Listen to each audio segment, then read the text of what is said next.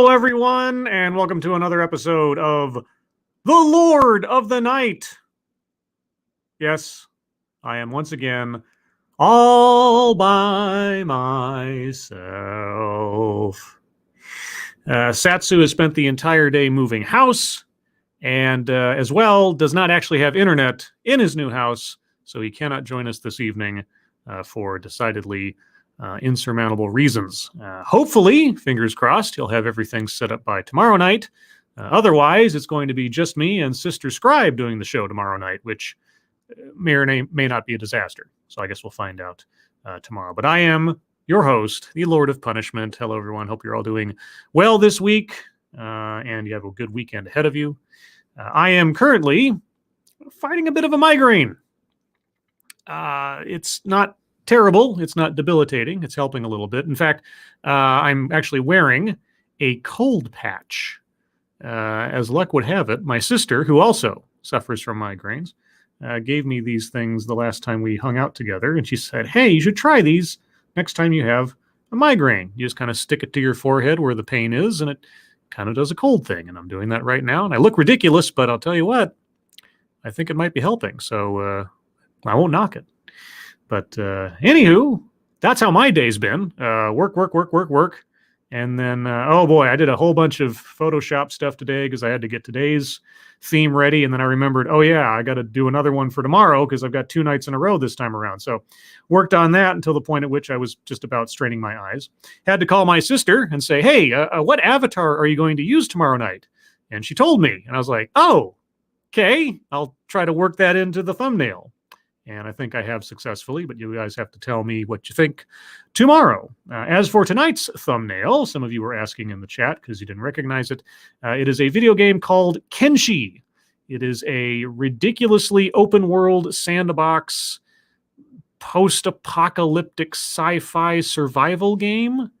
It's very intricate, very open-ended.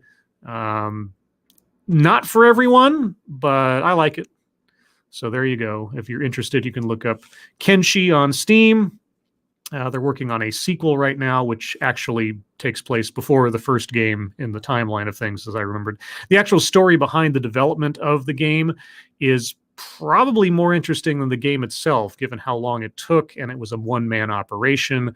There's plenty of little documentaries out on YouTube about the making of Kenshi, if you're interested in that kind of thing. It really is a sort of the poster child of indie development games, or indie games in general, and the development thereof. So anyway, all that being said, Monkey Dick, Jim Jones, movies, video games, hit that like button if you have not already, and I can see that most of you haven't, and I can understand I am not all that impressive all by myself, except in private places. And please do share our stuff. Share it far, wide, sideways, and otherwise. We've said it before. We'll say it again. As I say just about every time, YouTube does a very poor job of letting people know about smaller content creators. So if there is a content creator out there that you happen to appreciate, whether it's us or someone else, be sure to let people know, because you guys are our best algorithm. And with all that being said, let's get right into the schnoz. Let's start off with a one where the headline caught my attention, because why wouldn't it? Not that, but, you know, close enough. Go away. How many of these pop-up things do I need? All right. A drained swimming pool shows how racism harms white people too. Okay. Shall we dive right in? Okay. If you're a white person, who thinks racism only hurts people of color, I don't think that. I think racism hurts whomever it is being directed towards, regardless of their skin color, and conceivably also the person practicing it, because they are, well, doing something that's not very good, to put it simply. The story behind an empty, abandoned swimming pool in Missouri might just change your mind. Are we talking about a swimming pool that was segregated at one point? Is that what we're talking about? The Fairground Park Pool in St. Louis was the largest public pool in the U.S. when it was built in 1919. It featured sand from a beach, a fancy diving board, and enough room for up to 10,000 swimmers. 10,000 swimmers. It was dug during a pool building boom when cities and towns competed to provide their citizens with public amenities that promoted civic pride and symbolized a perk of the American dream. These public pools, of course, were for whites only. Yeah, back in 1919. But when civil rights leaders successfully pushed for them to be integrated, many cities either sold the pools to private entities or, in the case of Fairground Park, eventually drained them and closed them down for good. Oh, yes, a drained pool done out of racism back in the 50s and 60s, yes. These closures didn't just hurt black people, though. They also denied the pleasures of the pool to white people. Yes, cutting off your nose to spite your face. Kind of a dumb thing to do. Kind of a dumb thing to do. I completely agree. What does it have to do with today? Heather McGee tells the story of the Fairground Park pool in her powerful new book, The Sum of Us, What Racism Costs Everyone and How We Can Prosper Together. Does it, though? McGee employs the metaphor of a drained, cracked public pool to make a larger point. White refusal to share resources available to all U.S. citizens doesn't just hurt people of color, it damages their families and their future, too. Okay.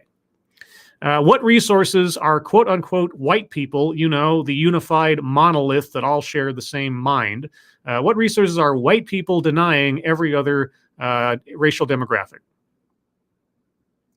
At what point did we all get together at our yearly convention of white people and decide we're not going to allow anyone else to have these things? Okay. McGee has a name for this pain. She calls it drained pool politics. Well, gosh, if that doesn't just roll off the tongue. That's so catchy. Why didn't you name your book that? New buzzword, buzz phrase. If you want to know why the U.S. has one of the most inefficient healthcare systems among advanced nations, some of the worst infrastructure, and a dysfunctional political system, blame drained pool politics, she says. The condition of our healthcare system, the condition of our infrastructure, and the condition of our political system is because of cut off nose to spite thy face racist thinking. Those politics are built on a lie that many white Americans have bought for centuries. When black or brown people gain something, white people lose. Okay. I'm done with this article. Obviously because I'm racist, not because it's pure nonsense. But moving on to something else. How about something more pleasant, like woman impaled by tree limb has 7 broken ribs, husband says.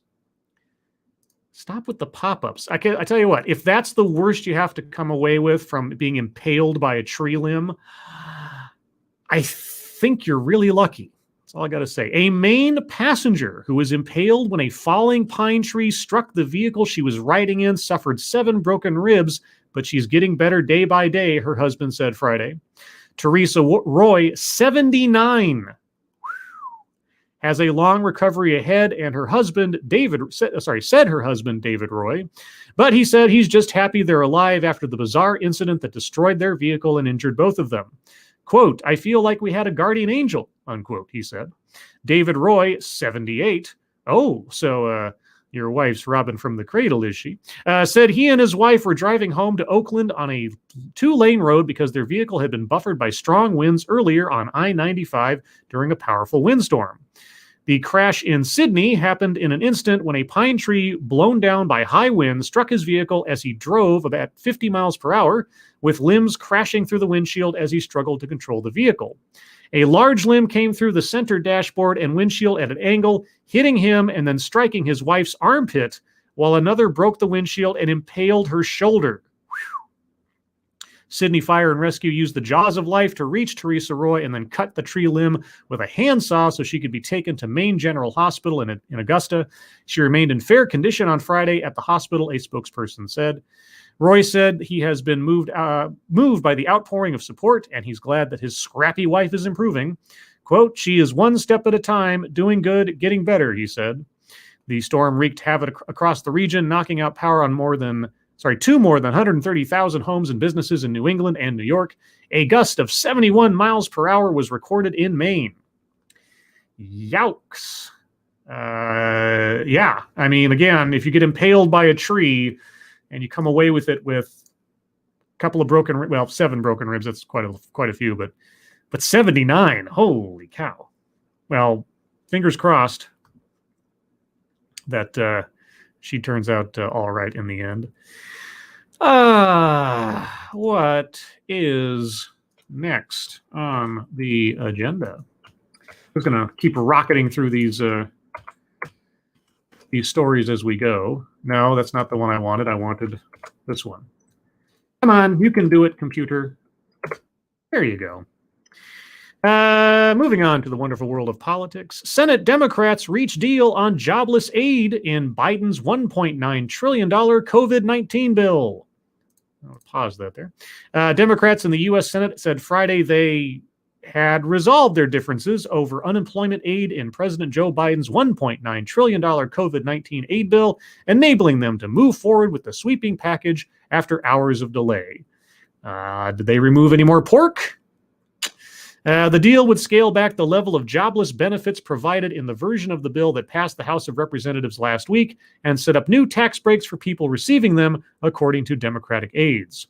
Quote, "We have reached a compromise that enables the economy to rebound quickly while also protecting those receiving unemployment benefits from being hit with an unexpected tax bill next year," unquote, said Democratic Senator Joe Manchin, a key centrist who had pushed to scale back the aid. The compromise among Democrats, who controlled the chamber by the narrowest possible margin, set the stage for a resumption of a potentially long process in which Republicans were expected to offer scores of amendments to try to change the bill. The proceeding was expected to last late into the evening, with a final vote possibly not coming until Saturday. Unemployment aid was just one of many friction points in the sweeping bill. An attempt to raise the minimum wage fell short earlier in the day, and more votes were expected in a debate that could extend into the weekend. The legislation currently calls for $400 per week in federal jobless benefits through August 29th, on top of state benefits, to help Americans who have lost jobs amid the economic trauma caused by the coronavirus. The economic trauma was not caused by the coronavirus. It was caused by the reaction to the coronavirus. It was caused by the lockdowns due to the fear of the coronavirus and the implementation of restrictions on businesses and so on. It wasn't the virus that did it. No. The compromise would lower that weekly benefit to $300, but extend it through September 6th, according to a Democratic aide. The first $10,200 would be tax-free. Thank you, Quinn the Cultist. Beep.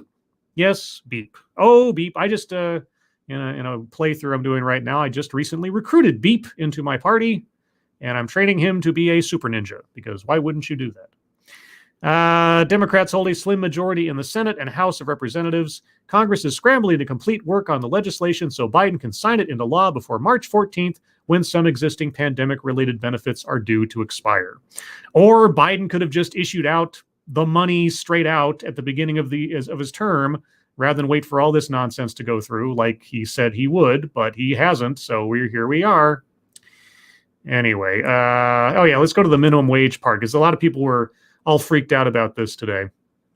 Senators rejected a proposal by Senator Bernie Sanders to more than double the $7.25 per hour federal minimum wage to $15 over 5 years. Sanders called the current level a starvation wage that has been in place for more than a decade. The Senate fell far short of the 60 votes needed to overrule the Senate parliamentarians' decision that a minimum wage increase cannot be included in the bill because of special rules governing debate. Yes, the minimum wage has nothing to do with the COVID-19 relief. Nothing. It should be its own standalone thing to debate. It should not be put in as a appendix, I keep using that word, but forgive me, of a bill that has nothing to do with it. The minimum wage has been proposed to be raised for years to $15. It has nothing to do with this situation. That they wanted to try to shove it through on this or use some kind of guilt trip mechanism to get it through regardless. Made no sense to me before, makes no sense now. And so drop it, bring it up later. It's not going anywhere. Democrats pledged to continue pursuing the minimum wage increase in separate legislation, which you should have done in the first place, because all this was a delaying tactic and a poison pill, a potential poison pill, thankfully done away with. But there you go on that one. Who's next? Because I'm flying solo. Let's go to Yahoo News. And see, I am changing it up, guys. I'm going to different sources for the news today. Asians were thought to be the model minority. Then came receipt culture. Receipt culture. I don't know that one. Okay. In Sacramento, California, last Friday, a high school Spanish teacher made a slant-eyed gesture during a Zoom class. What? Quote, if their eyes went up, they're Chinese. If they're down, they're Japanese, she said in a video recorded by a student. If they're just straight, you don't know. Are you kidding me? Wow. Okay. 4 months earlier, a U.S. Marine threatened to shoot Chinese people in a viral video tweet addressing the group with a slur. Chinese people are not a group. They are a demographic.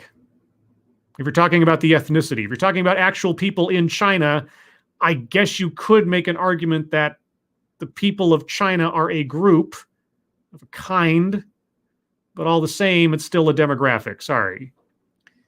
I know I keep harping on that distinction, but it's very important to me because it denotes two very different things.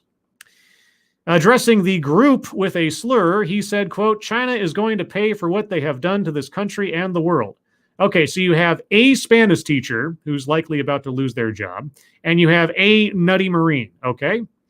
In another video recorded last July, a tech CEO taunted an Asian American family at an upscale Northern California restaurant, calling them an Asian piece of uproar over the clip, which has been viewed more than 1 million times on Instagram, forced the man to resign. Right, so the Spanish teacher, who again, pretty sure is going to lose their job, or at least be censured, the nutty U.S. Marine, who's probably being investigated right now for something, and the guy who lost his job, okay? Fueled by former President Donald Trump's anti-China rhetoric, the COVID-19 pandemic has unleashed an onslaught of hate incidents against Asian American and Pacific Islanders.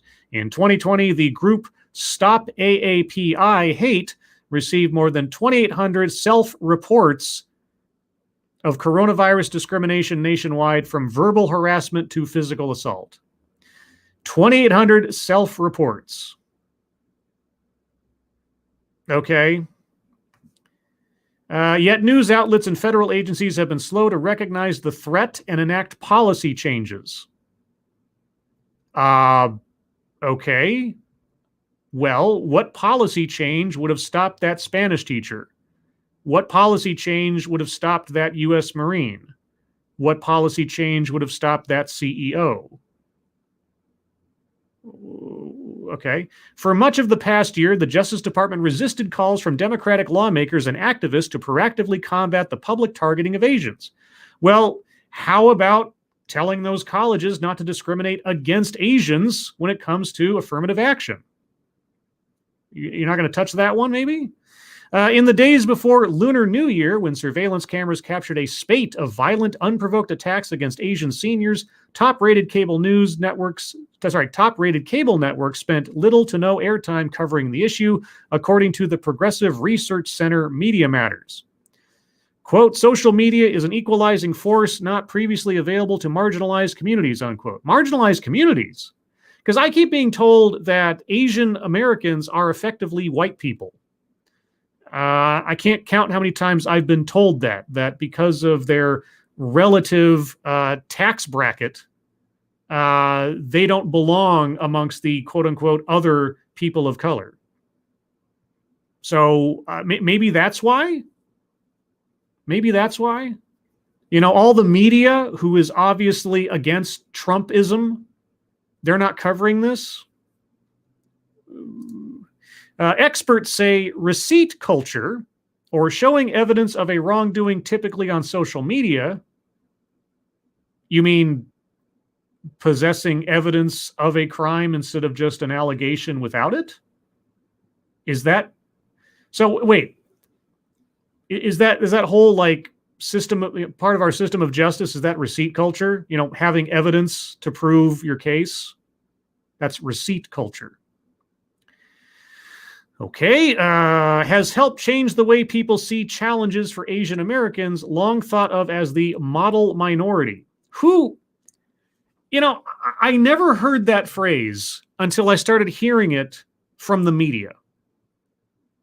I've never heard the phrase model minority until other people started telling me that was the thing.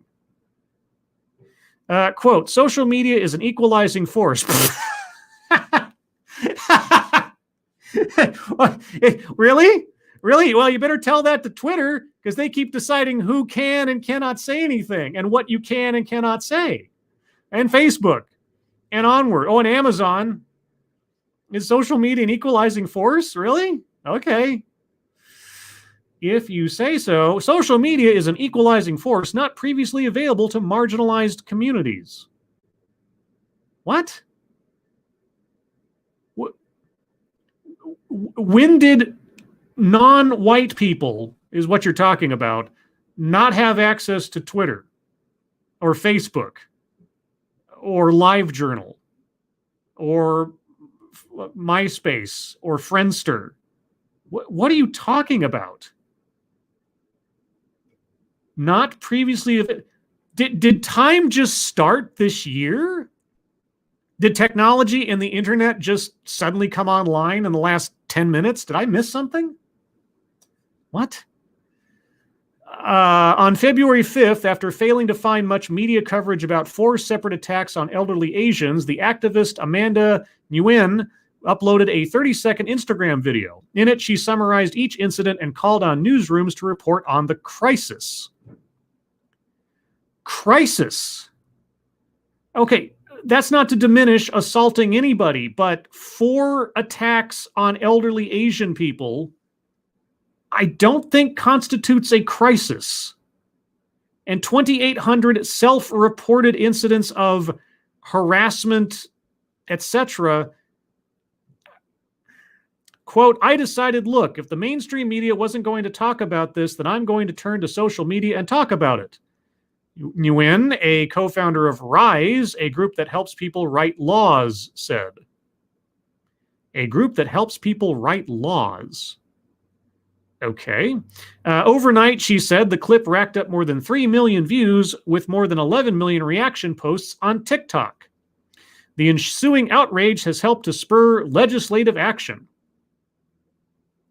Okay. There's a link here. Let's see. New York, California lawmakers promise resources protection in wake of attacks on Asian seniors. Okay. California passed legislation that will allocate $1.4 million to researching and reporting anti-Asian hate incidents. So it's not going to prevent anything. It's just going to give people money to examine things. Okay.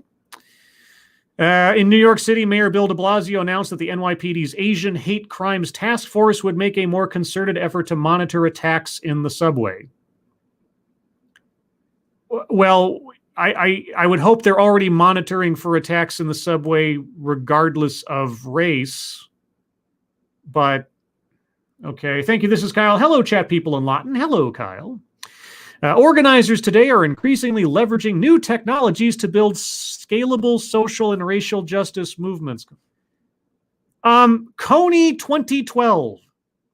Anybody remember Coney 2012 or Bring Back Our Girls? Remember leveraging social media and new technologies to build scalable social and racial justice movements? Remember Black Lives Matter? Remember these things that have been around for years now? What are they talking about? Did they just wake up yesterday? I don't know what they mean. I honestly have no idea. Did time reset itself again? You know how when Trump became president, suddenly everything that happened before Trump was president never existed, never occurred. So everything that happened after that was somehow new and controversial and unprecedented and so on. Are we at the point now where we just forget the fact that we've had, 20 some odd years of the internet and at least 10 some odd years, 15 thereabouts of social media in general? Really? Okay. Thanks.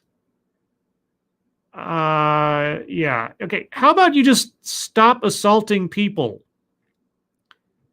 Elderly people, young people, whatever. Just stop. Was New York City not going to be monitoring the subways for potential crimes? $1.4 million in California to analyze the incidents, research them. Like, how is any of this going to prevent anything? You want to stop these things from happening. It just sounds like you're going to keep an eye on it. I mean, I wouldn't know how you stop them to begin with, except just, keep people alert and try to increase police presence. But I've heard nothing but over the last year that police presence is an unwanted aspect to most people's lives. So, make up your mind? I don't know. Anyway, oddly enough, we're at the bottom of the hour, which means it's time for MSS News. So, chat, if you have news stories you would like me to read on the air, please send them to me using the hashtag MSS News. Can't promise we'll get to them all, or I'll get to them all, because I am but one man, and I can only do so much. I can do a lot, but only so much. With nursing a migraine here. So, let's see. This one comes from Frosted Glass. Figured I'd get this one out of the way quick. Yes, so a sequel to one of my sister's favorite movies, which she told me she'll be watching tonight. So we'll see what Slate has to say about Coming to America, with the 2 in there, meaning that it's the second one. So, let's see. Coming to America's disastrous return to Africa. Okay. My Nigerian immigrant mother hated Coming to America, the first movie. The sequel brought me around to her side. Okay. And truth be told, I have not seen the first movie in a very long time. I remember the gist of the plot. So here we go. Now, I suppose there are potential spoilers here for anybody who hasn't yet watched the sequel, so just be wary. I don't think it's that shocking of what it might say, because if you've watched the trailer to the film, you kind of already know the plot, but moving on. For all that being the daughter of an African immigrant means to me, I have disturbingly few cultural touchstones from my mother's homeland. Okay. She's Nigerian, so I am well aware of Nollywood, even if I haven't watched a film. Okay. I've smelled and turned down bowls of egusi soup. I regularly bash Marvel, including in Slate, for its inability to have its characters properly pronounce Lagos, the name of Nigeria's biggest city and arguably the most populous in Africa. Say it with me again, Lagos. It's really not hard. I'll just say Lagos because it annoys you, I guess. I don't know. Thank you, Chicago Mike. Here's Interrupt Yourself Money, Scribe. Thank you, Chicago Mike. Okay, so basically, you have a Nigerian mother, but you actively avoid or scorn Nigerian culture. But you don't like Marvel mispronouncing the name of a city. Okay. But otherwise, I'm American, born and raised. Okay. I love pizza and Ferris Bueller's Day Off and music by sad white girls. So Taylor Swift, I'm assuming. or Billie Eilish, yeah, or Adele.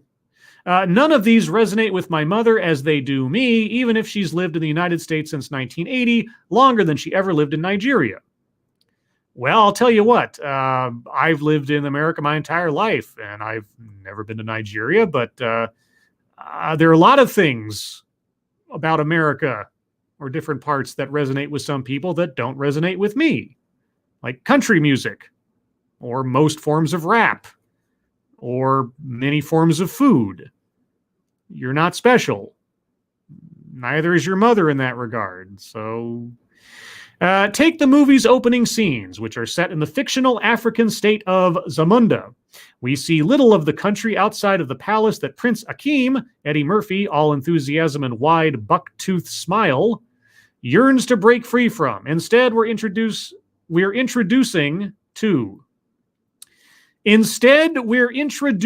to the royal palace, where Akeem is trapped in a gilded cage, weighted on hand and foot, not to mention his quote-unquote royal penis, unquote. Yes, I did see the first movie, by a trail of female servants scattering flower petals in his wake. It's all comic, even fantastical opulence, setting the stage for the riches to rags and back fish out of water journey that is at the movie's core. Yes. Okay. That was the movie. Yes. But to my mother already, there was something more insidious to this central joke. The problem wasn't that these rich people are ridiculous, or that Akeem is a spoiled rich boy who doesn't understand how these American poors live. It is, after all, a universal truth that every nation and continent have their share of out-of-touch rich people. Yes. The problem is that part of the humor is supposed to derive from the fact that these rich people are African, because perish the thought that an African could actually be well off, especially compared with an American.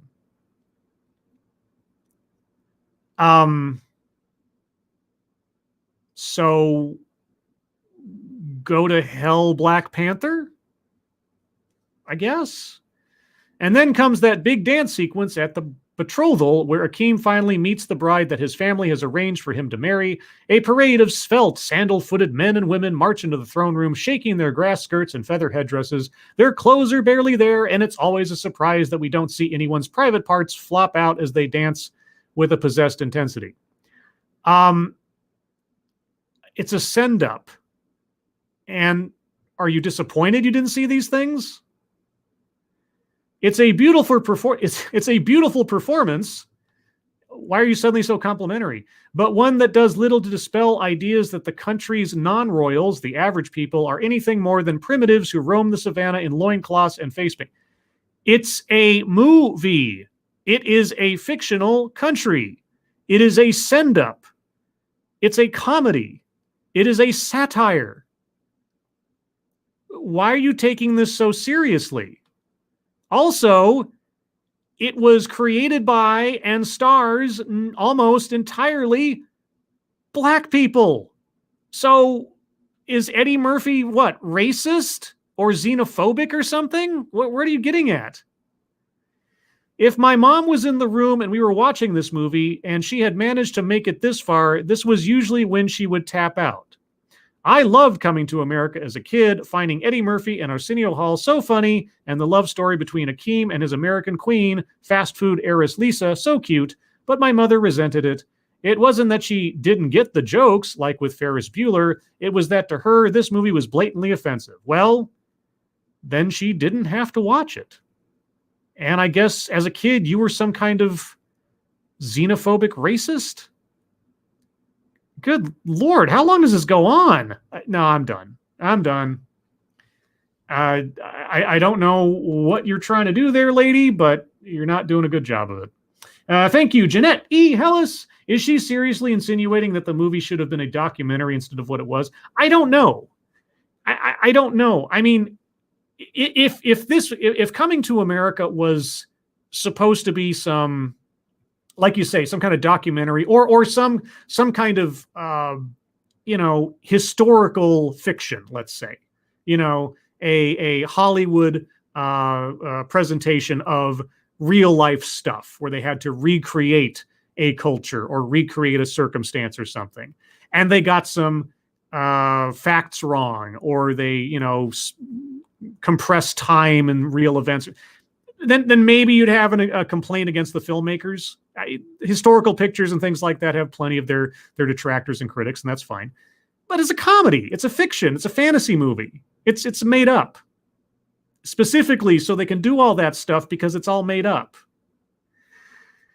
Yeah, I don't know.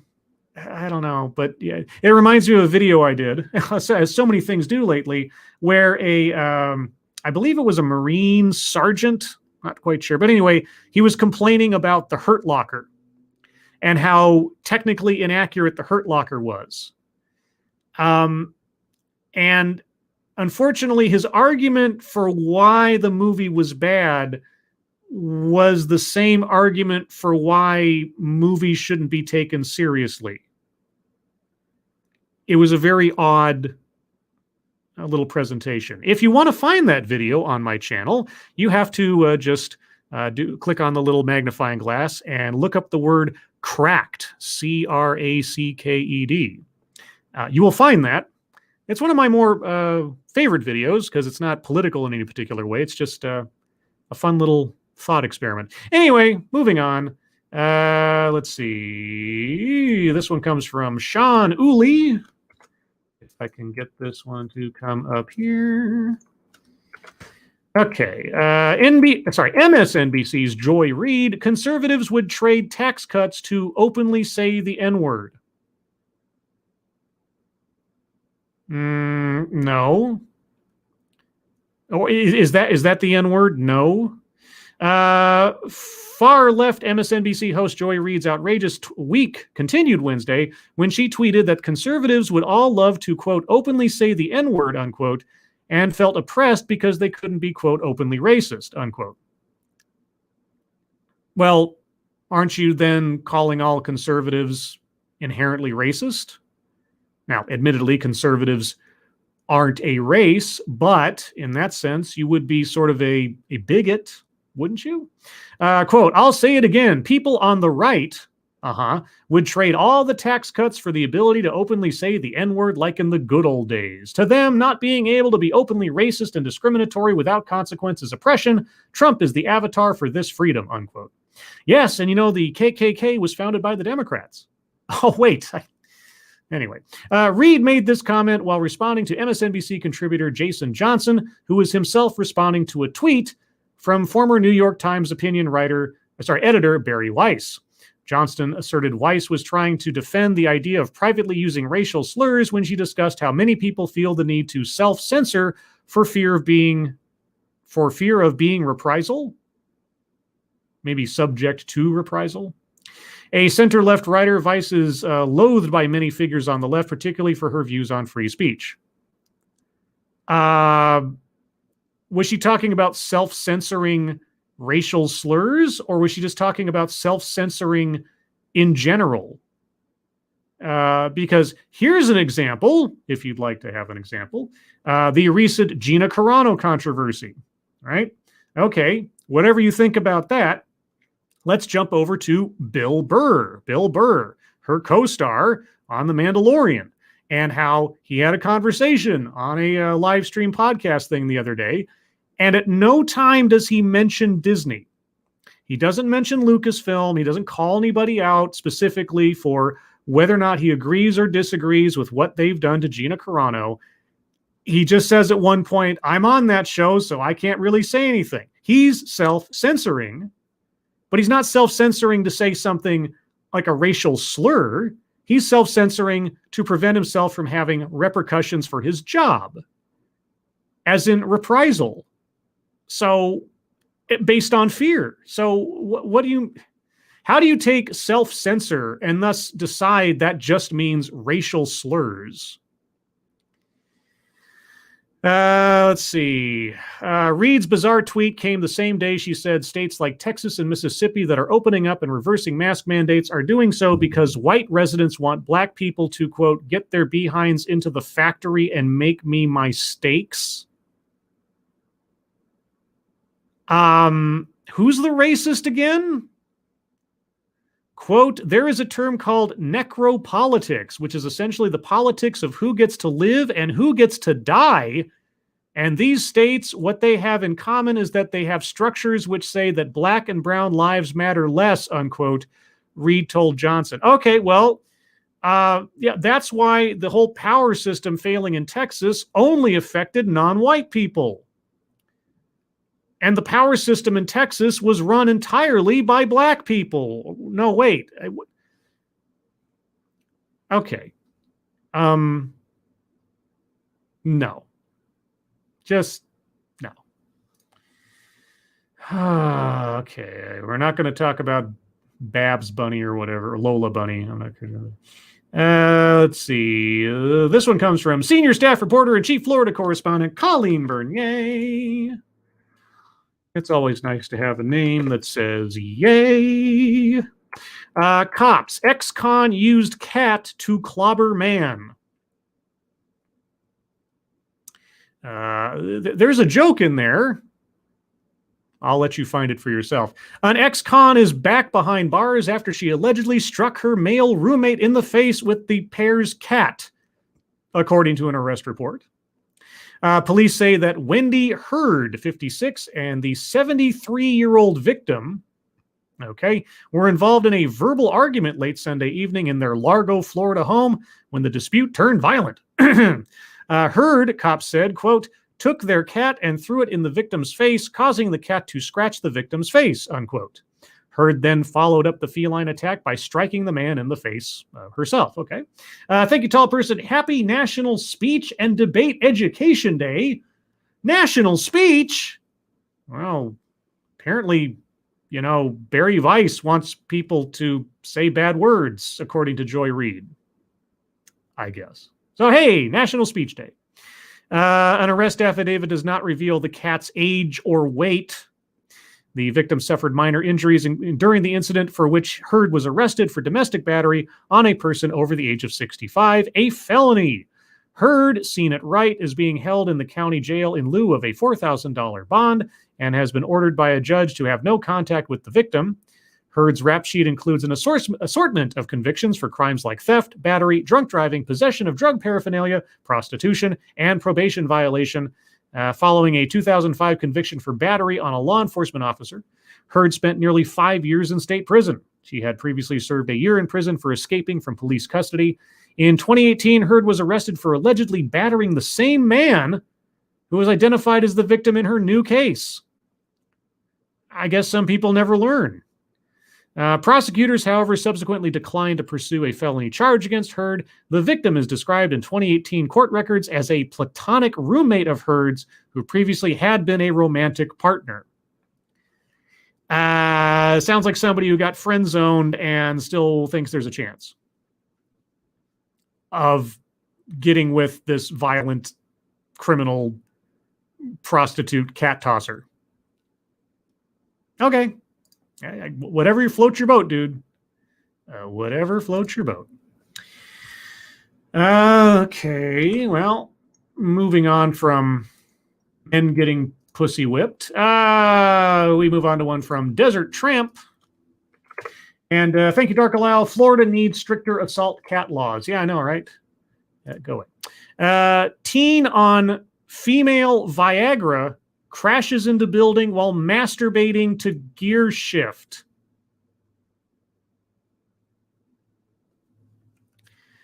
Oh.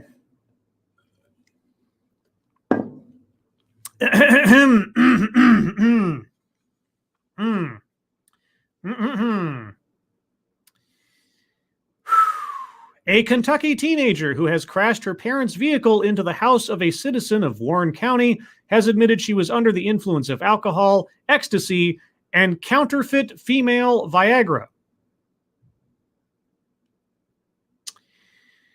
I have to click to get to the rest of the story. Okay. The 17-year-old, whose name has not been disclosed by authorities, even though the other story put her picture up, but okay, told officials she had lost control of the parked vehicle.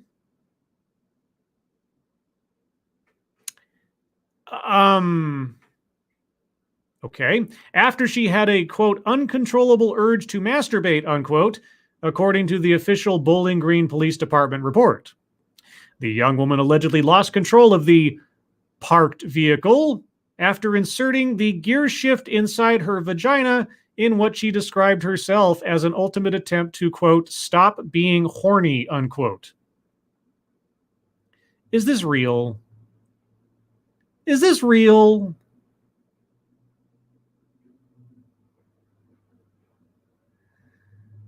This can't be real. I'll just let that sit on the screen for a moment rather than read it aloud. I don't think.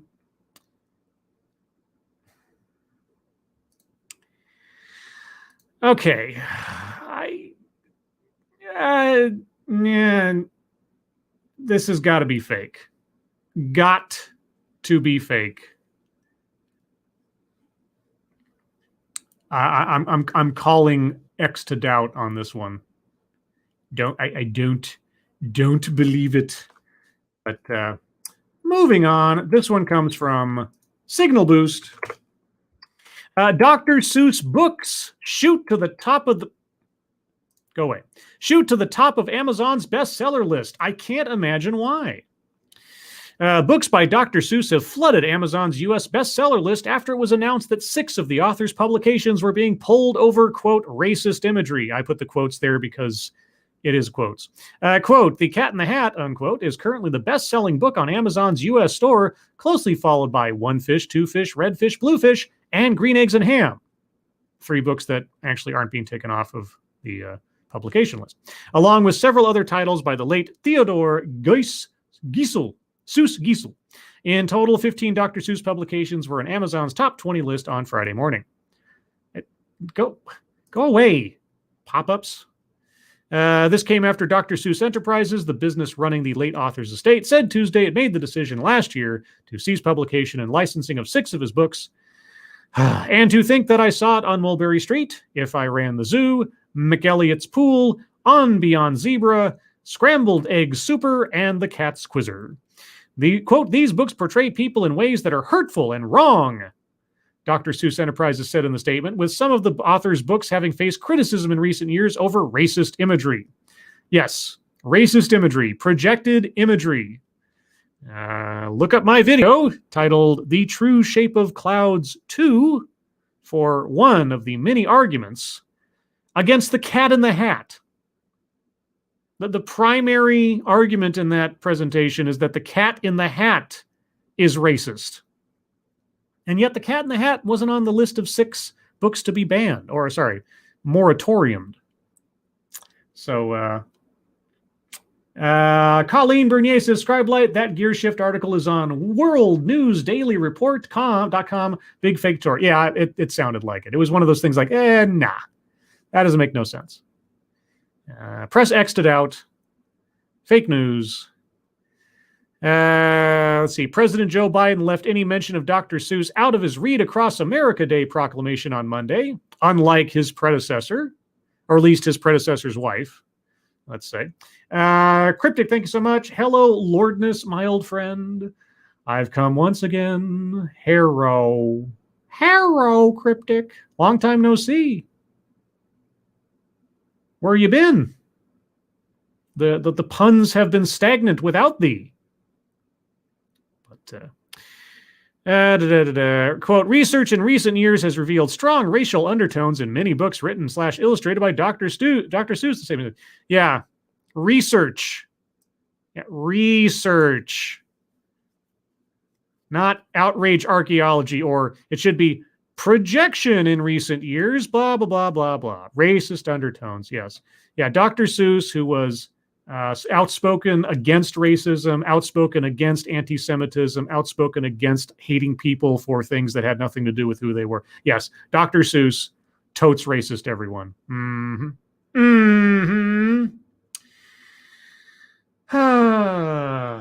Let's see. What else do we have here?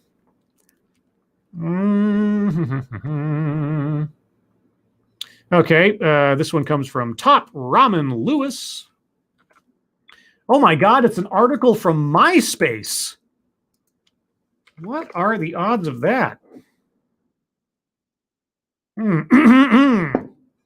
Tom Morello responds to Twitter user who accused him of white privilege, quote, "I'm not white," unquote. Oh, okay. Morello had faced criticism after explaining his friendship with Ted Nugent. Tom Morello has delivered the simplest of riposts to a Twitter user who accused him of, quote, "white man privilege," unquote. "I'm not white," the Rage Against the Machine guitarist replied to user at the real Nubian 2, who had criticized him for defending his friendship with Ted Nugent despite his controversial right-wing views. Morello initially appeared on Howard Stern's Sirius XM show earlier this week, where he opened up on how he struck an unlikely friendship with the right-wing guitarist. Quote, "For his 60th birthday, someone reached out to me and said, 'We're making a video and we're asking guitar players to say a few kind words,'" unquote, he explained. Quote, "At the time, the Ted Nugent, which was sort of known to the world in general, was kind of more right-wing caricature. People were not thinking of him first and foremost as the guy who shredded on Stranglehold. But then I had to think, what is the video that I'm going to make for Ted's birthday?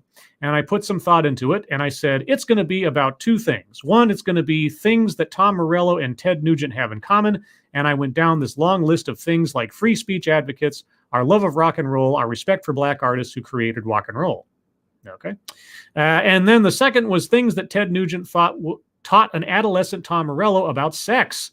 And then I went through Cat Scratch Fever, these strange words like the lyrics to the song Cat Scratch Fever, the lyrics to the song Wang Dang Sweet Poontang, which were utterly foreign to me and I had to ask about on the playground. Anyway, so Ted called me up after that, and while we certainly have differences, I consider him a friend, unquote.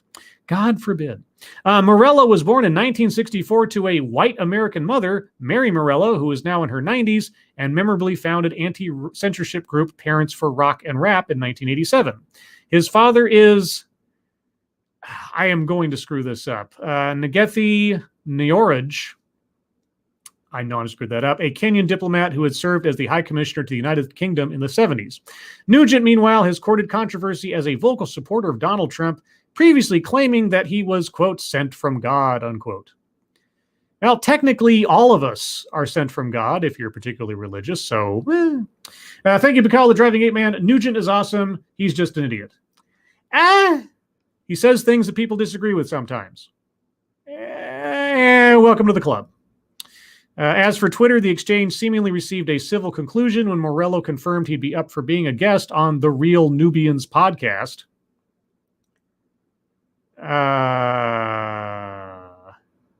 Right. Okay. Well, good for him, I guess. But anyway, who's the real racist there? That'd be the Nubian.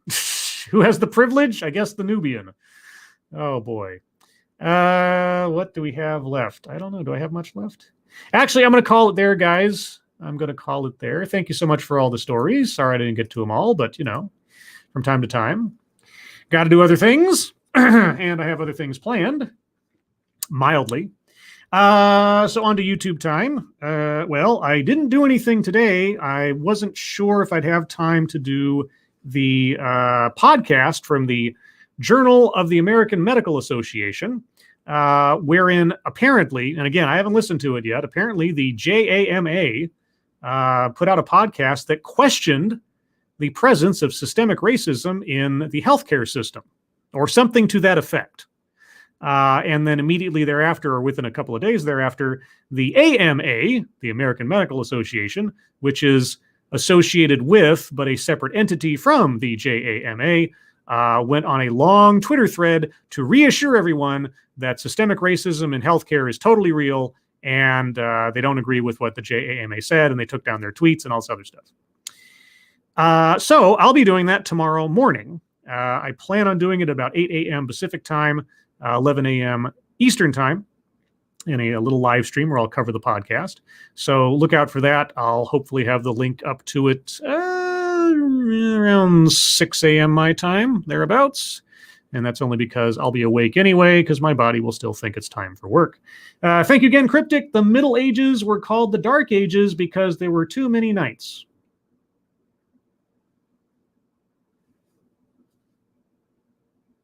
What? What is that? What the fuck is that?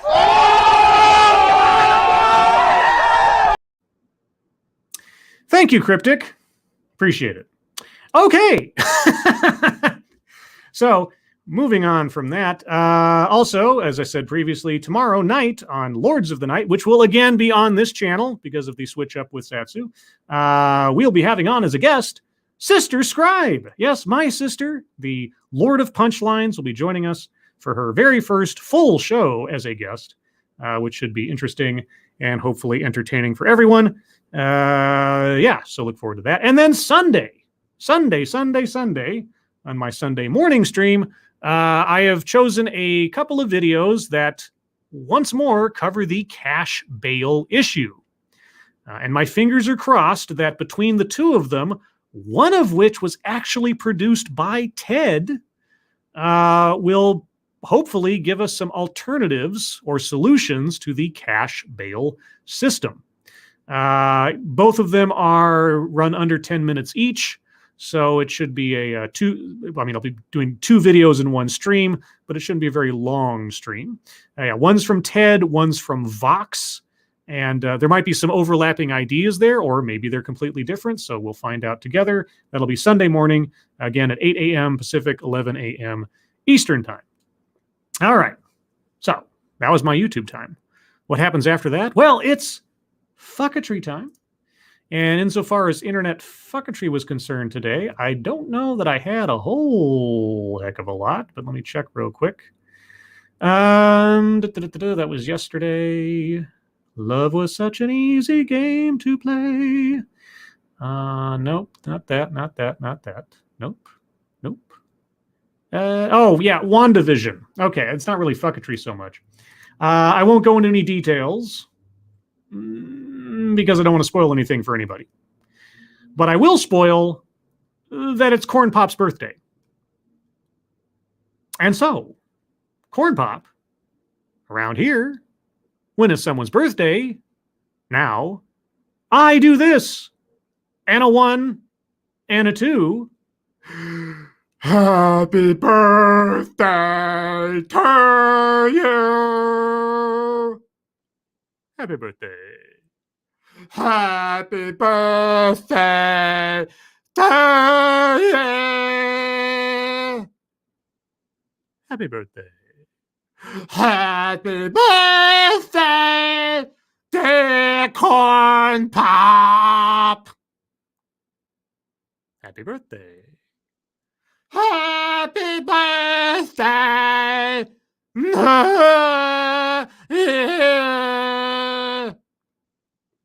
Happy birthday, Corn Pop. Hope you had a good day. But yes, on to WandaVision. So today was the premiere of the 9th and last episode of the series. It is not going to have another season. It's just a sort of a one-off series as a prequel of sorts for the next Doctor Strange movie and a bridge to several other plot lines.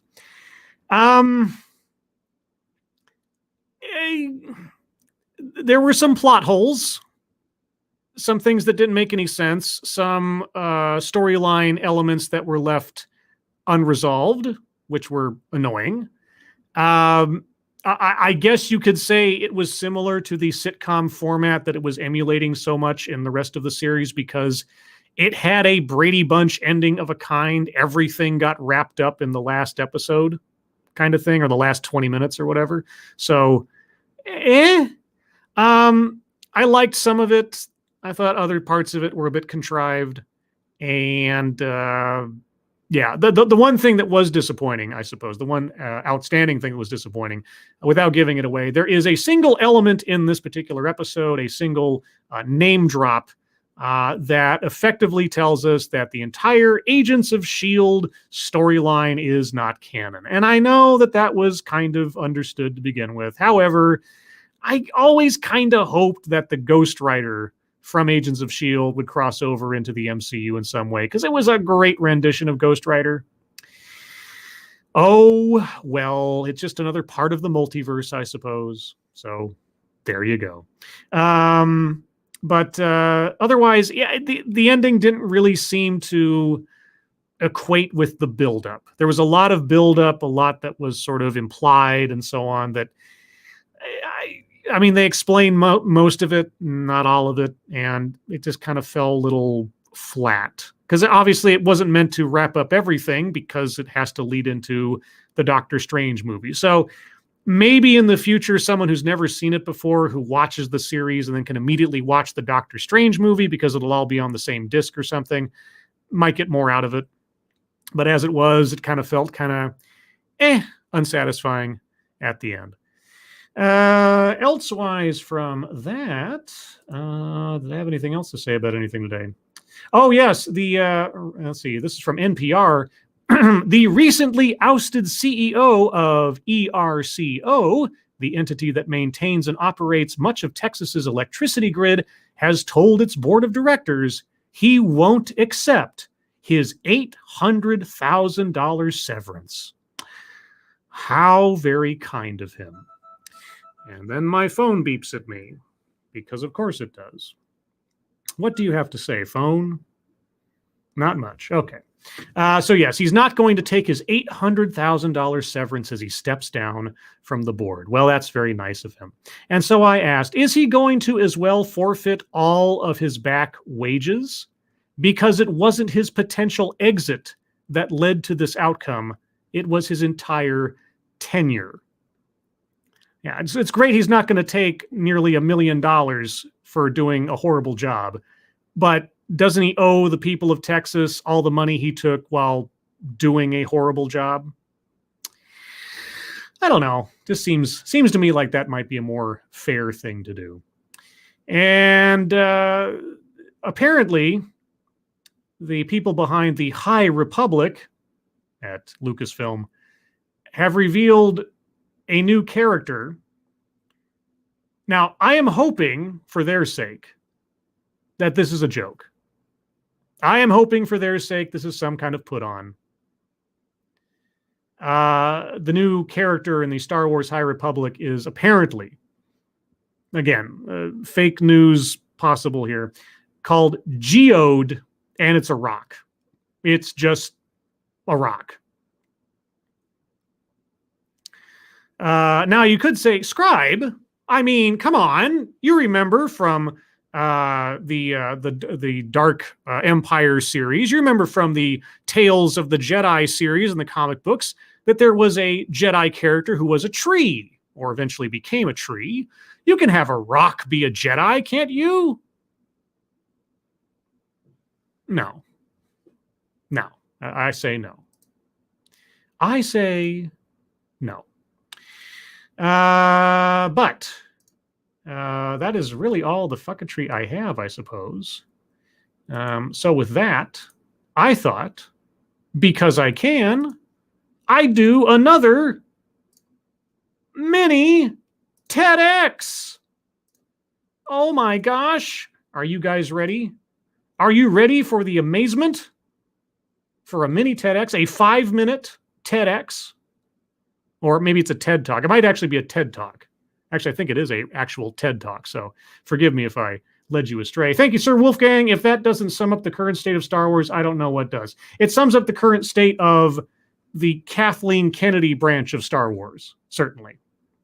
Let me get rid of the overlay here just for simplicity's sake. Okay, so as far as I understand it, this TED Talk deals with AI as an artificial intelligence being leveraged to achieve equality.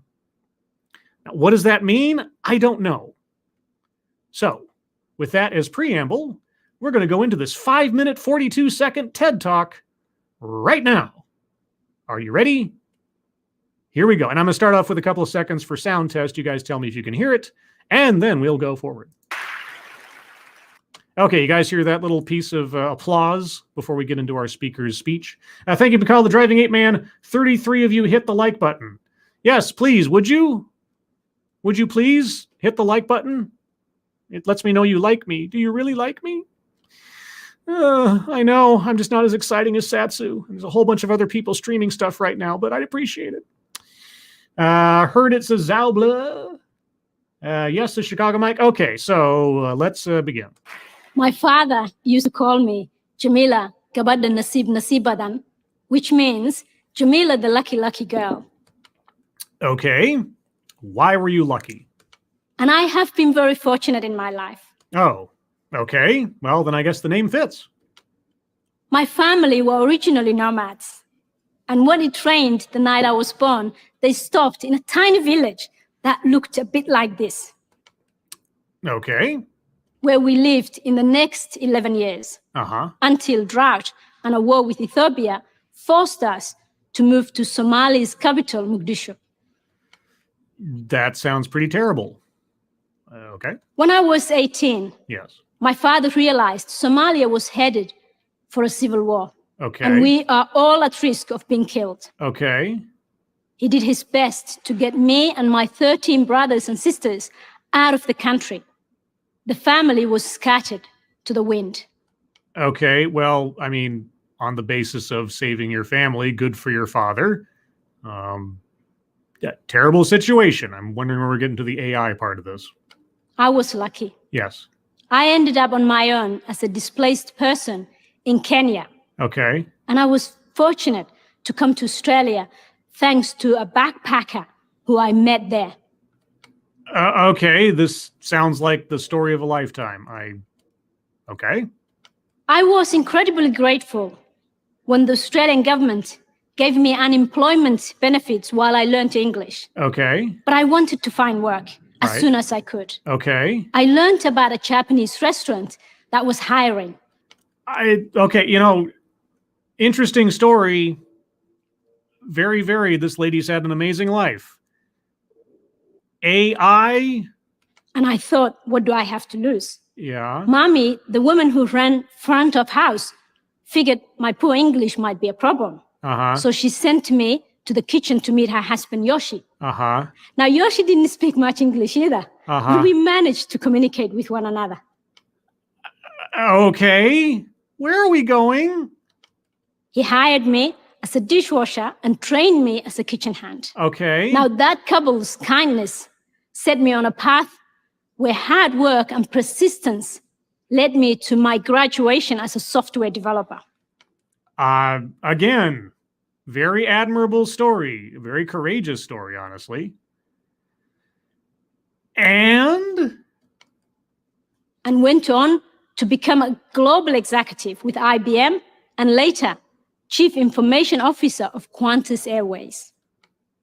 Okay, that's very ridiculously impressive. I am duly impressed. And now I want artificial intelligence to do at a massive scale what that couple did for me. You want artificial intelligence to do what that couple did for you?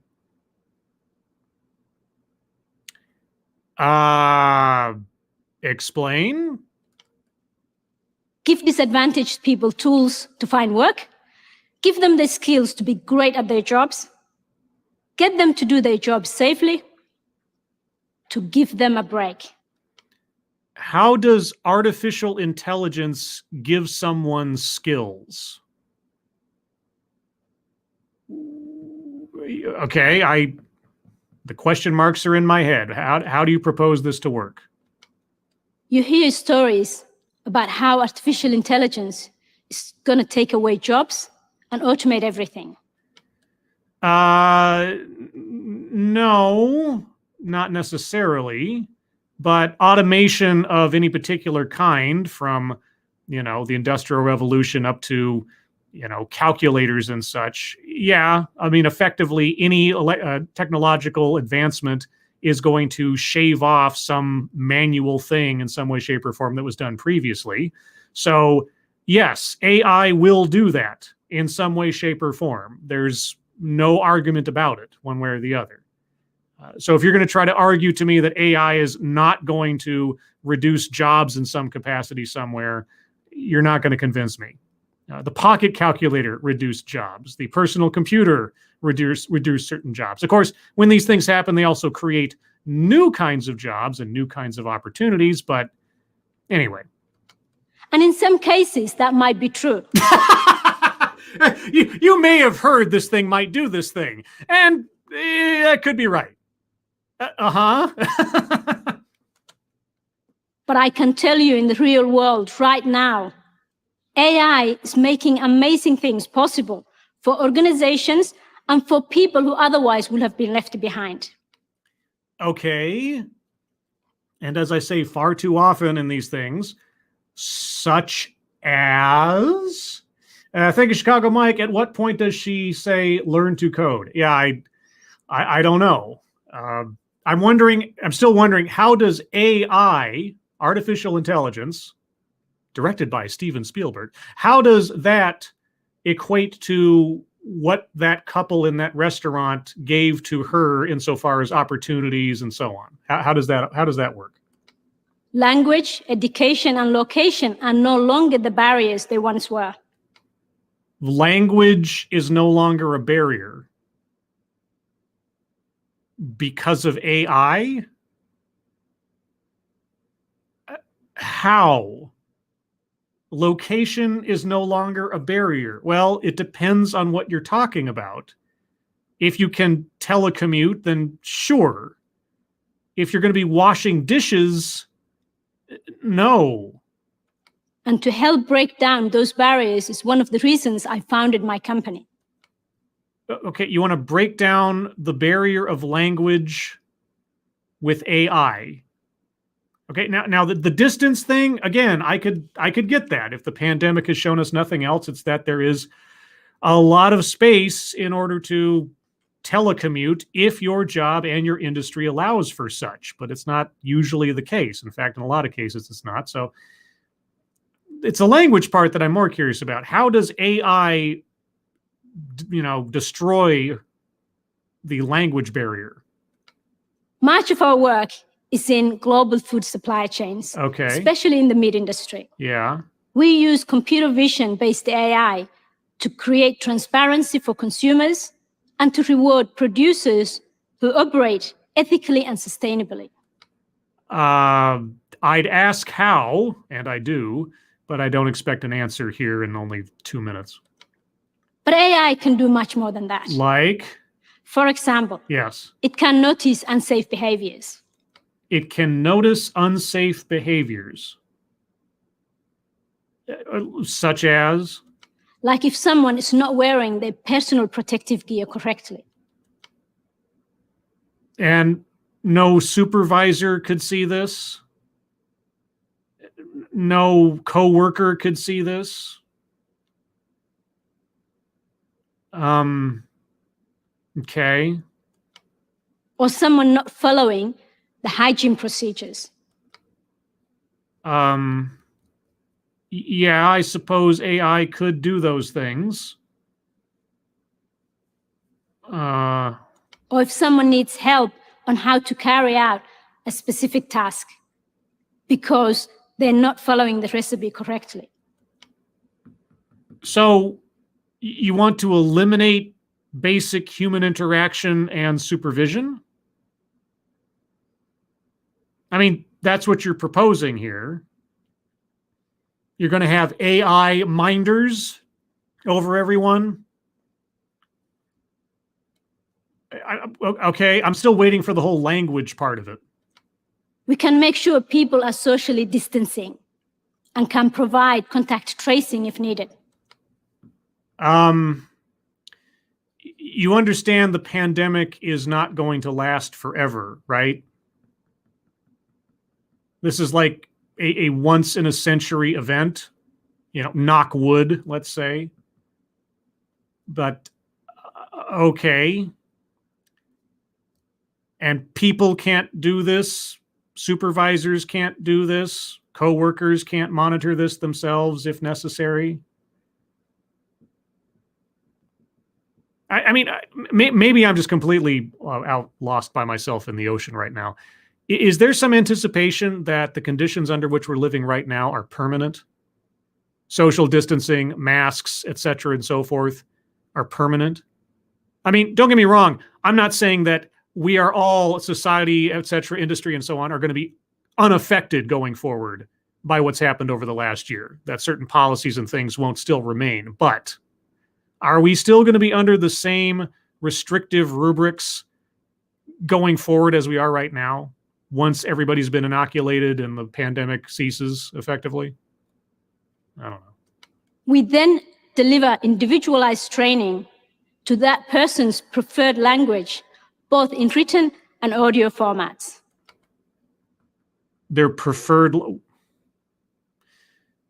Would you have been able to learn English if every instructive thing you ever received in your travels was in your quote-unquote preferred language?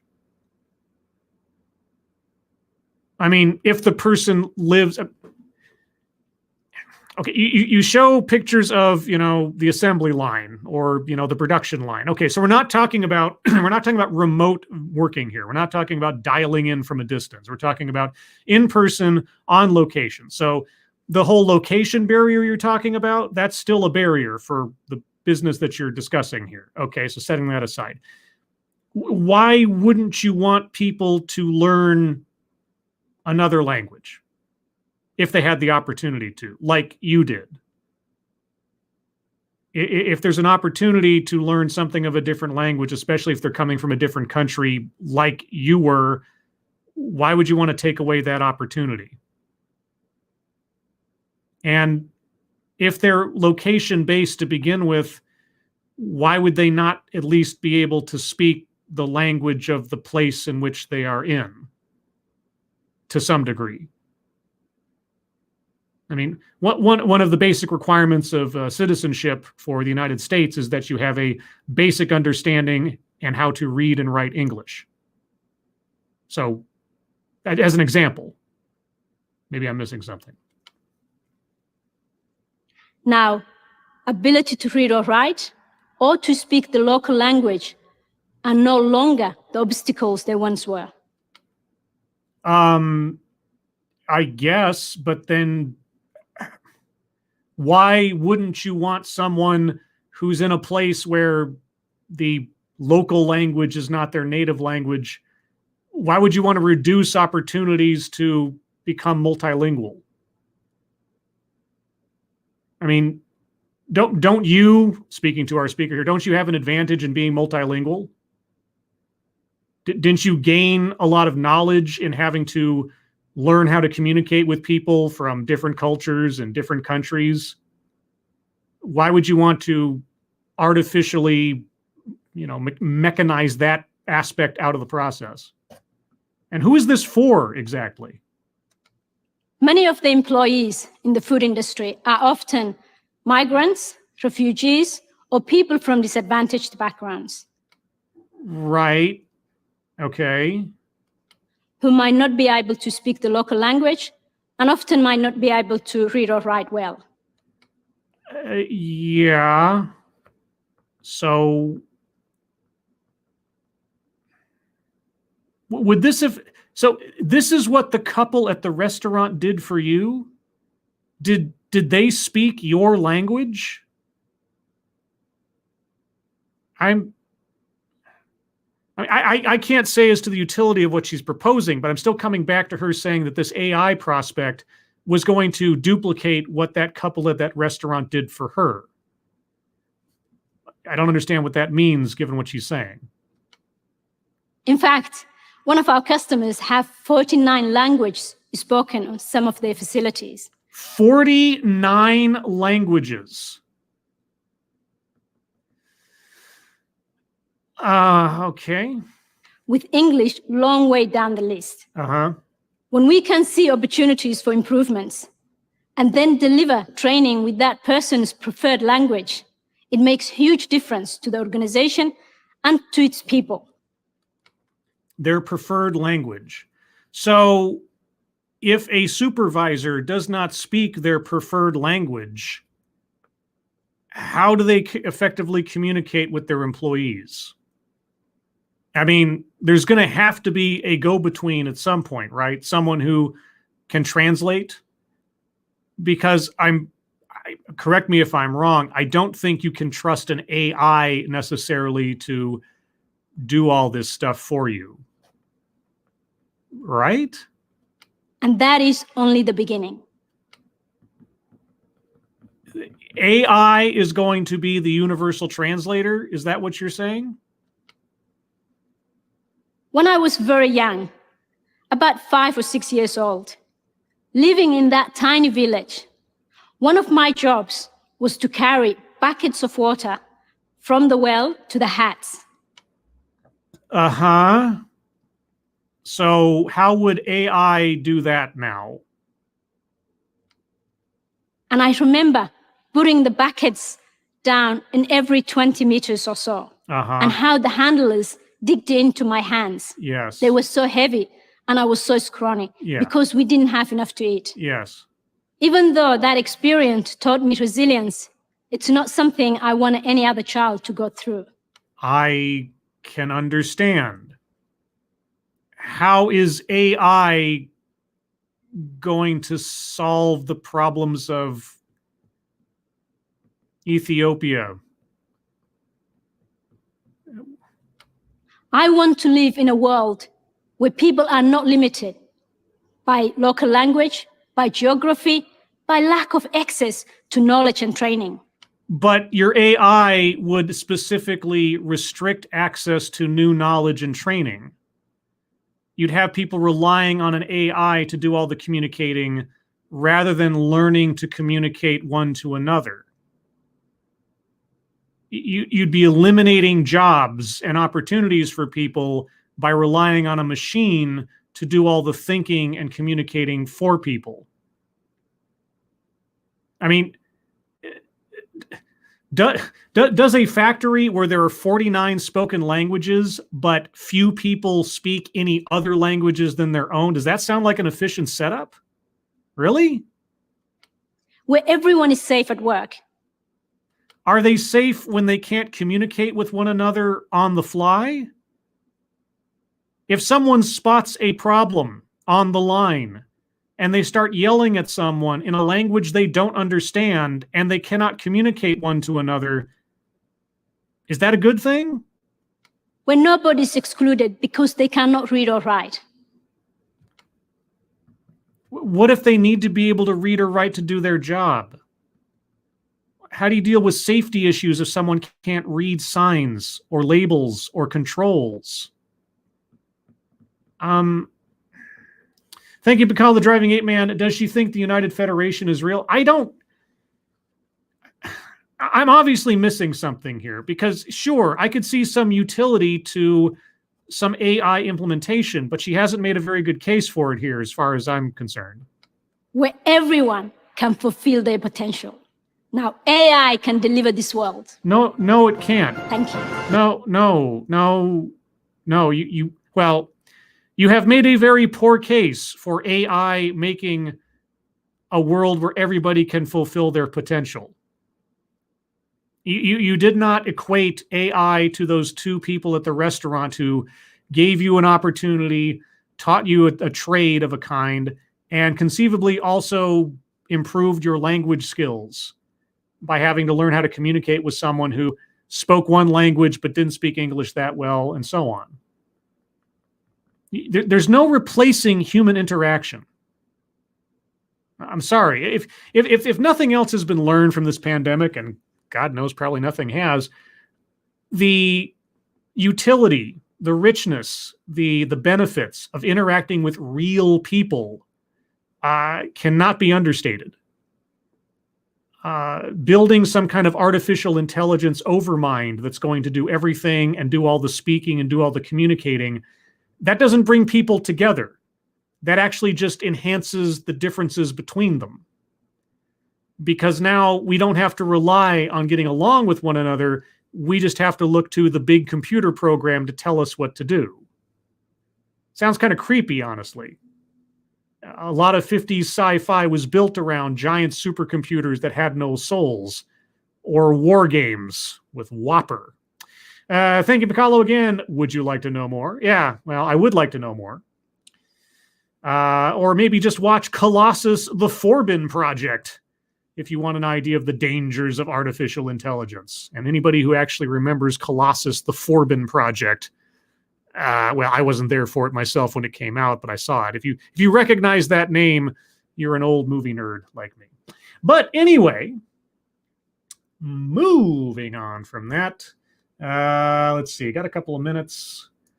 I don't know. Should I just start taking questions now?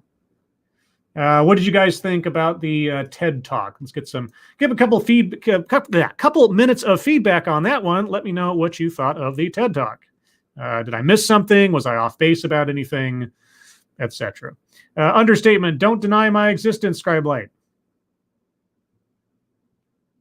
I'm sorry, did someone say something? Let's see. Eric Grunstadter, wasn't that the plot to iRobot? Yeah, the plot to iRobot had more to do with, effectively, can a robot be sentient in a way, or what is, independence and that kind of thing. Yeah.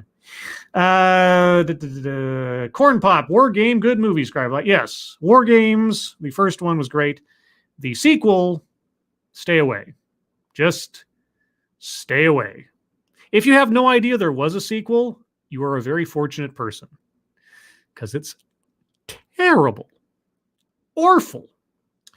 Diesel Dave, Scribe Light, you didn't miss anything. It was just drivel. Well, it's one of those things where it's like, okay, she put into 5 minutes this whole spiel, right? And trying to describe how AI is going to unify the world is not a 5-minute presentation.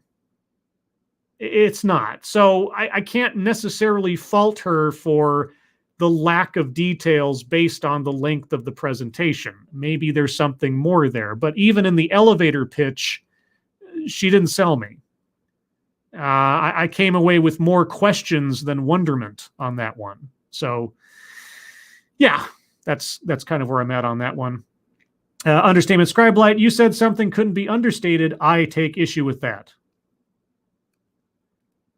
Did someone say something?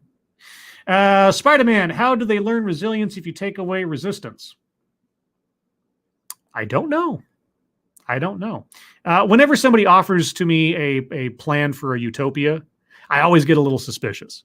I don't know what it is. I just get a little suspicious when somebody says, I've got the cure for all that ails you.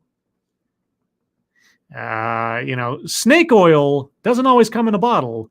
It might come on a flash drive. Just trying to say. Let's see. Ken Lee, Iron Giant calling. Oh, Iron Giant. Great movie. Always cry at the end. I'm such a softie for that one. Let's see. Peter Silak, Hades 313. How are you going to get AI to the middle of Ethiopia where people eat old rubber tires? I don't know. Again, she jumped. She made a wide leap from her escaping her situation to becoming very successful, and now implying that somehow AI is going to prevent poor people in poor parts of the world from having to struggle. I don't. It'd be great to know how she connects those dots. Maybe she does elsewhere in some other presentation somewhere planned, but didn't do so here, and it was a bit of a bridge too far. Dr. Keeve, are we just asking questions regarding that talk right now? I guess. I mean, sorry, I just thought I'd get some feedback. I don't, it's audience interaction, I'm sorry. I didn't know it was that much of a problem. Well, I guess if it was, we'll just move on to question time. So, everyone, if you have questions, comments, concerns, complaints, conspiracy theories, put them into the chat now. If you have questions for me directly, please put plenty of chat marks after those. If you have statements for me to consider, please put plenty of statement marks after those. If you have no idea what I'm talking about, well, you can go suck eggs. Mr. Yes, Scribelight, have you seen the movie Warrior of the Lost World? No, but it sure sounds like something MST3K might cover. But I don't know. Frosted Glass, even if AI unifies the world, how would that affect Polydub's appearance on the corner after Lords of the Night? Well, I mean, I don't know. Would they be able to understand anything you say unless you do it in their preferred language? Red Dirt Runner, Lord's power is just you, Scribe. Oh, is it just me? I guess it is just me. Is it though? I don't know. Wow. Well, I guess there's him, but anyway. When you feel major stress or watch a TEDx talk, a pepperjack appears, but the people that see them appear think you're an alcoholic. Well, I feel a major stress or watch a TEDx TED Talk. Okay. Because I'm about to say, if they just appeared while I was watching a TED or TEDx talk, there's nobody else. Well, I mean, except for him, but I mean, there's nobody else around to see it, so that wouldn't be a problem. But a major stress. I mean, if it was that major of a stress that I think, I wouldn't have to drink it. But, sure, why not? Free pepper jacks for stressful situations, why not? Dr. Keeve, what's the silliest thing you've seen someone get upset about? Oh, well, it'd probably be me at the time that I got really upset over sending an email with a typo in it. Back when my anxiety disorder decided to make that the greatest tragedy of my day one day and made me worry about it all day. That's probably it. Yes, that was probably it. While the rational part of my brain was just like rolling its eyes going, stop it, but I couldn't control myself because that's just kind of what happens. Quinn the Cult to Scribe Light, are you going to write an Easter short story? An Easter short story? I hadn't planned on it. Why? What Easter short story? The only things I think of when I think of Easter are the Easter Bunny, Easter Island, and some religious stuff about, Jesus abstractly. That's it. So, I mean, I guess I could write a story about, Jesus fighting the Easter Bunny on Easter Island. Wouldn't that be something? Spiritual versus secular on an ancient island of stone heads or something. Mr. Yes, Scribelight, have you seen the show The Paper Chase? The show The Paper Chase? No. I know the name. Wasn't there a movie called The Paper Chase? Puddock, do you have the same sense of dread when you hear about blockchain? I still don't fully understand blockchain. I have a lot of people saying the wonderment of blockchain, and maybe blockchain is some real solution to things and stuff and things. But again, I get a little wary when somebody starts telling me that they've got a cure for all that ails XYZ PDQ. I guess time will tell. Harvest Marvels, have you ever seen Zardoz, and how is it that Connery's career didn't suffer from it? Because Connery's star was much, much, much bigger than one bad movie. It's and especially back then, back in the 70s, when weird movies and odd things weren't necessarily beyond the pale. I mean, Barbarella, catch my drift, Star Wars, and so on. It was kind of a time where experimental, weird sci-fi movies were okay to see. And obviously Connery had enough name recognition and draw that he could suffer a bad movie here and there. So let's see. Dark Alio, Scribelight, of all the TED and TEDx's you have watched, which has been your favorite to date? Well, I mean, I guess my favorite still remains the first one I ever did. It's a two-parter back in the days when you had a channel that was yet to be authorized, or I guess partnered. You had a 15-minute limit on videos you could post. You can find that on my playlists at the top of the playlist of the TED Excellence playlist. It dealt with a guy named, oh God, I suddenly forgot his name all of a sudden. John Eckloff. That's what it was, John Eckloff. And the only reason I know who John Eckloff is because of a strange chain of events in my early days of YouTube where I kind of happened upon him. And that story you can find on a little playlist called Down the Rabbit Hole. And I think I actually included the two TEDx pieces there too. Anyway, the first TEDx, it was, the official title of the TEDx was Calling Out Elephants. But it really should have been called the Kanye West Moment, because that's specifically what he bases his entire talk around. And it is a very interesting talk. And really, it kind of, the way I approach the material in that video or those videos kind of encapsulates how I used to do my videos. My videos used to be very straightforward, very methodical, and not nearly as like sort of loosey-goosey as I kind of do them now. I was still trying to find my voice, I think. I still really like it. I still think it's really well done. The sound quality that's the one thing that I'm not so jazzed about, is that I didn't know how to do the sound quality as well back then. So it sounds a little muffled. But long story short, the first TEDx I did is probably my favorite. Go look it up. I think it's still good. Frosted Glass, if you were rebooting MST3K, who would play the host and the bots? If I was rebooting it, I mean, back in his prime, not now, but back in his prime, I'd have Norm Macdonald playing the host.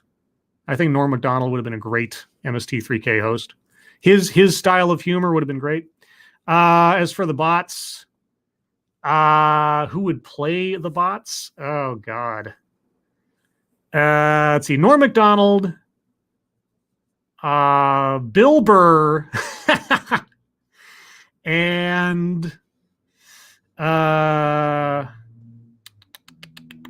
Sam Rockwell. Actually, maybe Sam Rockwell would be the host, and Norm Macdonald and Bill Burr would be the robots. Yeah, that might make more sense, because Sam Rockwell sort of like sort of riffing off of his Moon movie, the movie called Moon. Yeah, so Sam Rockwell is the host, Bill Burr and Norm Macdonald as the robots. I think Norm Macdonald as Crow would do good, and Bill Burr as Tom Servo. Let's see. Frosted Glass, Warrior of the Lost World was on MST3K. I thought it sounded familiar. I remember the title. I couldn't tell you that I remember the movie. I'm sure I must have seen it at some point, because I used to watch. What was it? Was it a Joel era? Because I think I saw nearly all the Joel era MST3Ks. My attention started to drift once Mike Nelson took over. He's still good, but he's no Joel, and I haven't bothered to watch any of the new MST3K. I gave the first episode about half an hour, and there was just these long periods of silence. No quips, no banter, nothing. I mean, I couldn't believe it. I was like watching MST3K, and I thought, are these people fans of MST3K? Because I'm not here to watch the movie specifically. Anyway. Mr. Keeve, which TEDx made you the angriest so far? I'm guessing it's the one with the woman who hated her daughter's blondness. The angriest... Oh man, that's a tough one. I mean, obviously the most exasperated so far is probably Chromosome Lady. Chromosome Lady made me fairly exasperated, let's say, but angry. Well, the one that made me stop short of doing the entire thing was it was on immigration. And the guy was trying to make some pitch about, well, he was doing everything he possibly could not to differentiate between legal and illegal immigrants. And I didn't actually finish the TED Talk. This is one of my scripted videos. I didn't finish it because I kind of watched the rest of it, and he did absolutely nothing to make that distinction throughout the entirety of his talk, that he kept saying we have to have an honest conversation about immigration, but he was being inherently dishonest the entire time. And so I just gave up, maybe about halfway through or thereabouts, something like that. So that one ticked me off quite a bit, because he was, he was trying to take a moral, righteous stance on something, and yet being completely contradictory and insulting to his audience at the same time. And he was a professor of American history, I think he was. I don't remember the title of it offhand. I remember the guy, the picture of the guy.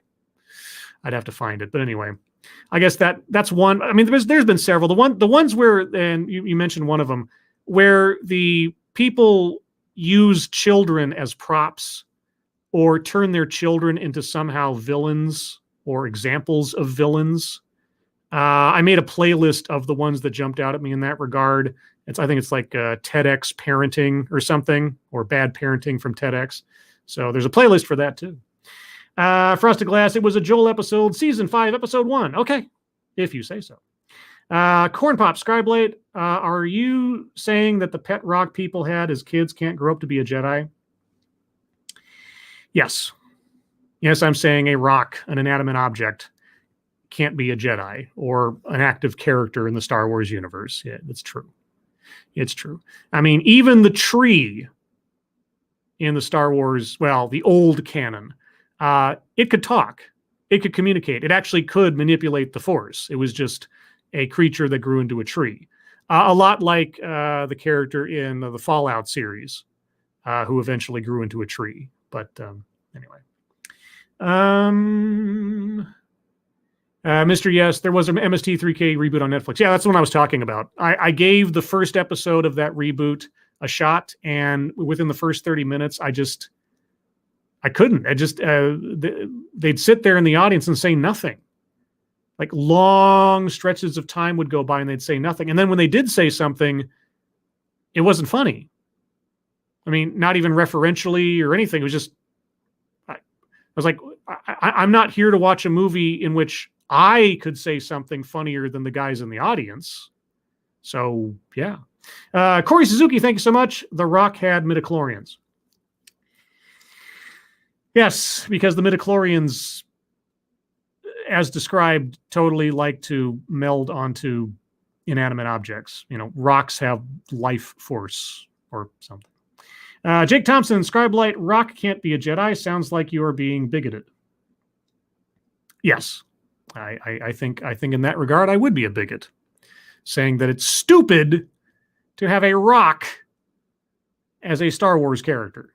Not a creature made of rock, not some anthropomorphized rockish type creature like the Thing or something. No, just a boulder, a slightly cylindrical-ish or conical boulder named Geode. I mean, come on. If you're going to have a character, it's bad enough that it's just a rock, but then the best name you can come up with for it is Geode. Again, I am really hoping that that image is an absolute troll. I'm really hoping that even for the sake of the people at the High Republic, they're not so, I don't know what, that they'd say a rock is now a character in the Star Wars universe. But anyway, but then Geode, I mean, isn't that the name of one of the Rock Lords?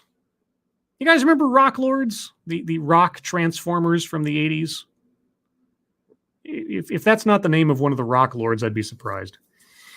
Let's see. Mr. Yes, Jake Lloyd didn't want to play Anakin Skywalker. It shows. It really shows. I wish George Lucas didn't want Jake Lloyd to play Anakin Skywalker.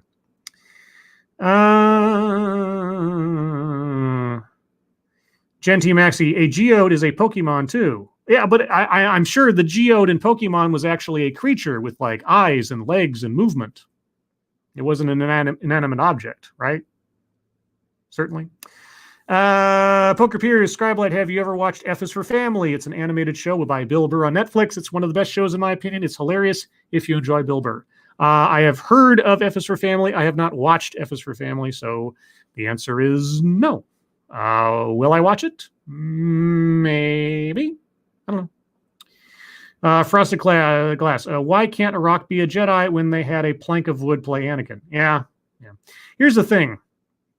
I hold George Lucas responsible for the outcome of most of those movies, and not the actors. As we have seen time and time again, you could have someone who's a really great actor. If you give them bad direction, you're going to get a bad performance. As has been pointed out by many people over time, and I agree with it, George Lucas is great at directing action. He is not great at directing actors. He should have maybe done what he did in the first trilogy, overseen and directed the first movie, and then let some competent editors actually make it into a movie, and then produce but allow someone else to direct the subsequent movies. Empire Strikes Back is not a classic because George Lucas was involved. It's because Irvin Kershner knew how to direct actors and pathos and story. That's what it was. Hayden Christensen is a really good actor. He is a talented actor. He could have been much better in those movies if he had been given appropriate direction and motivation and so on. But George Lucas is just very utilitarian. He gets his shot. He moves on. He doesn't do retakes. He doesn't try to get character depth or anything. He's just, Very mechanical. Get the shot, move on, get the shot, move on. Cut, we're done, move on. Maybe actors like that kind of thing. Makes for a relatively short and easy workday, maybe. But it doesn't do much for actually developing characters or finding some kind of heart or emotion. It just, doesn't help anything.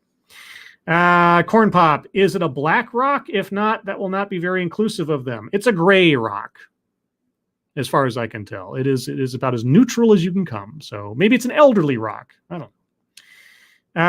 Let's see. Advocatus Diaboli, Scribe Light, the Rock Lords were GoBots, not Transformers. You know what I mean. You know, it's kind of like Kleenex. Not every tissue is a Kleenex, but every Kleenex is a tissue, you know? You know what I'm talking about when I say it. Let's see. Advocatus Diaboli, and no, strangely enough, there was no rock lord named Geode. They didn't get that esoteric with the names. Oh, that's too bad. That would have been a great name, Geode. It would have been all sparkly and diamondy and stuff. Maybe that could have been the girl rock lord. Was there a girl rock lord? I don't remember. I remember that there were rock lords. I don't remember what their names were. Cannibalistic Wizard. Lamb shank simmered in a stew of chilies, onions, garlic, tomatoes, red wine, and served on cheesy rice. A slice of goat's milk cheesecake with mint chocolate and a glass of chamomile tea. Well, first off, unless you mean camel meal, like that's the stuff that camels eat, that's not how you spell chamomile. But that aside, garlic, red wine, served cheesy rice. Okay, the goat's milk cheesecake, I'm not sure about that one. And the chamomile tea, again, depending on what you mean. Everything else, it sounds fine. The lamb shank, everything else sounds good. Mystery S. Hayden Christensen made Anakin into a whiny teenager with mood swings whenever he didn't get his way or wherever he saw Padme. No.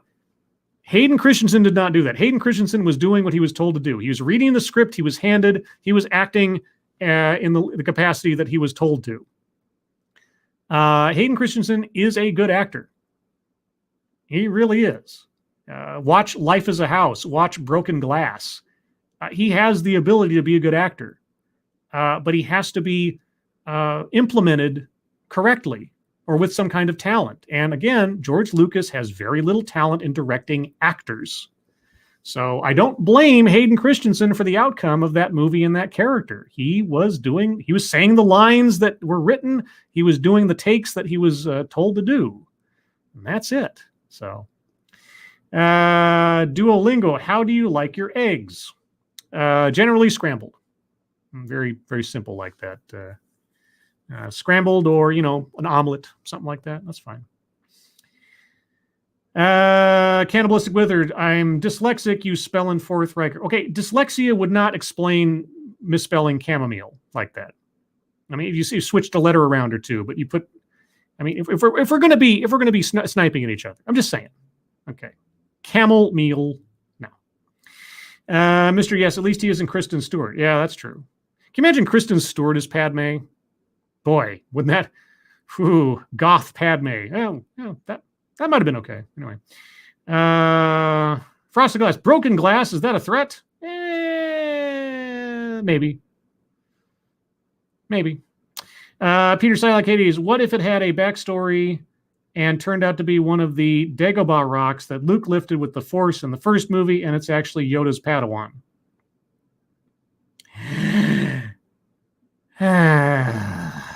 No. Cannibalistic Wizard, I was getting it to the point you could tell. I'm just kidding you. I'm just kidding you, Wizard. I'm just joshing you. Side.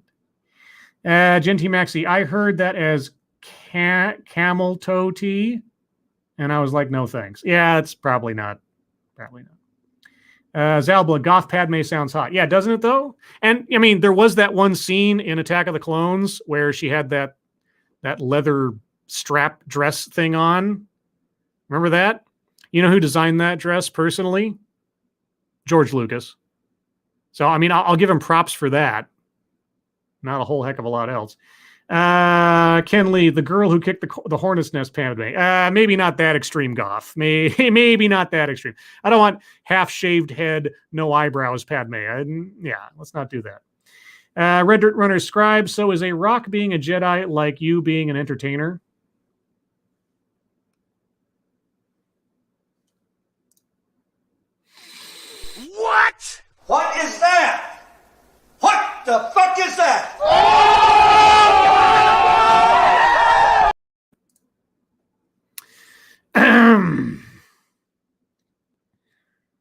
Poker Pierce, I found the Kristen Stewart emoji. They have everything nowadays. Sure, everything has to have an emoji. Nothing can be left behind.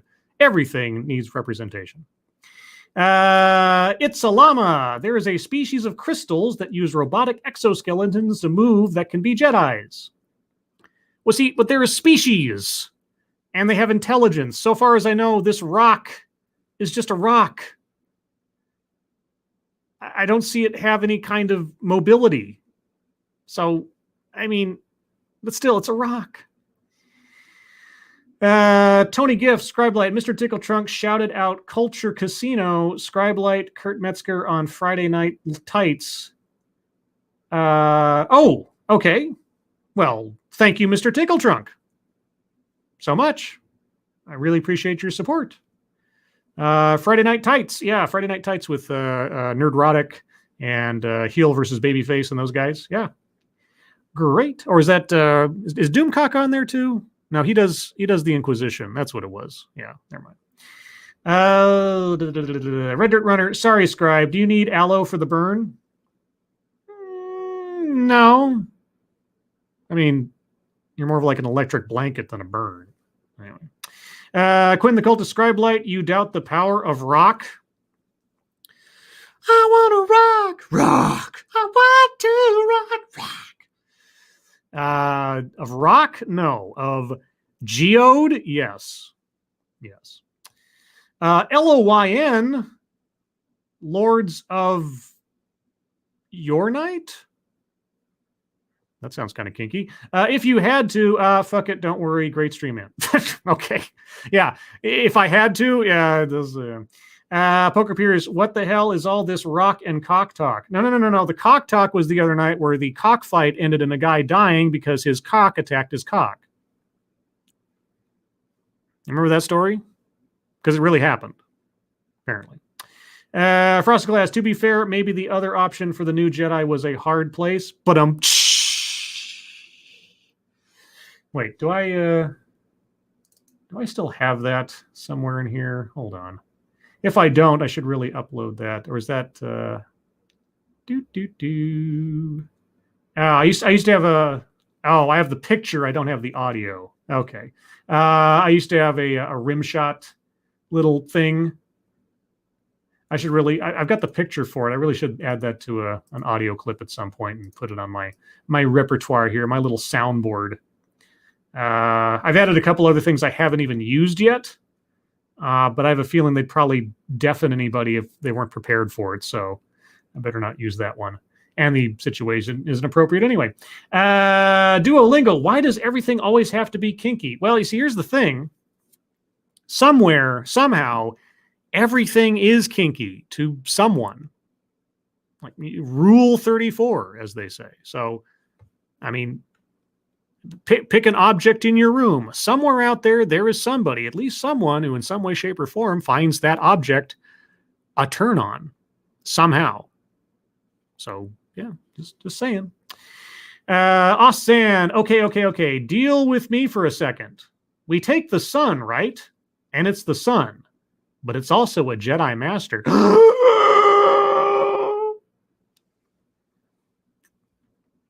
Oh, my God.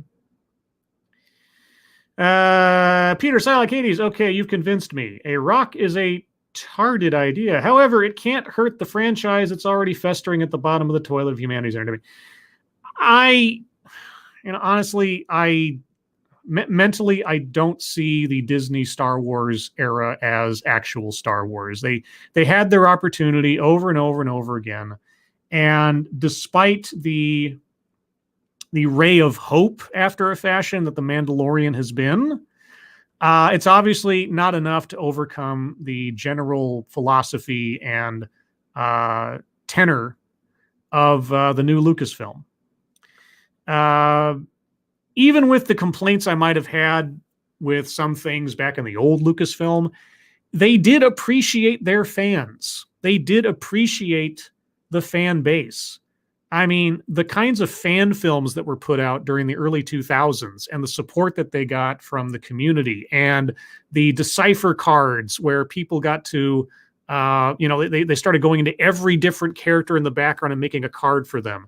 The what's the story thing on the old Star Wars website where fans could write in and make up the backstory for various background characters in the universe and make that canon for things and on and on.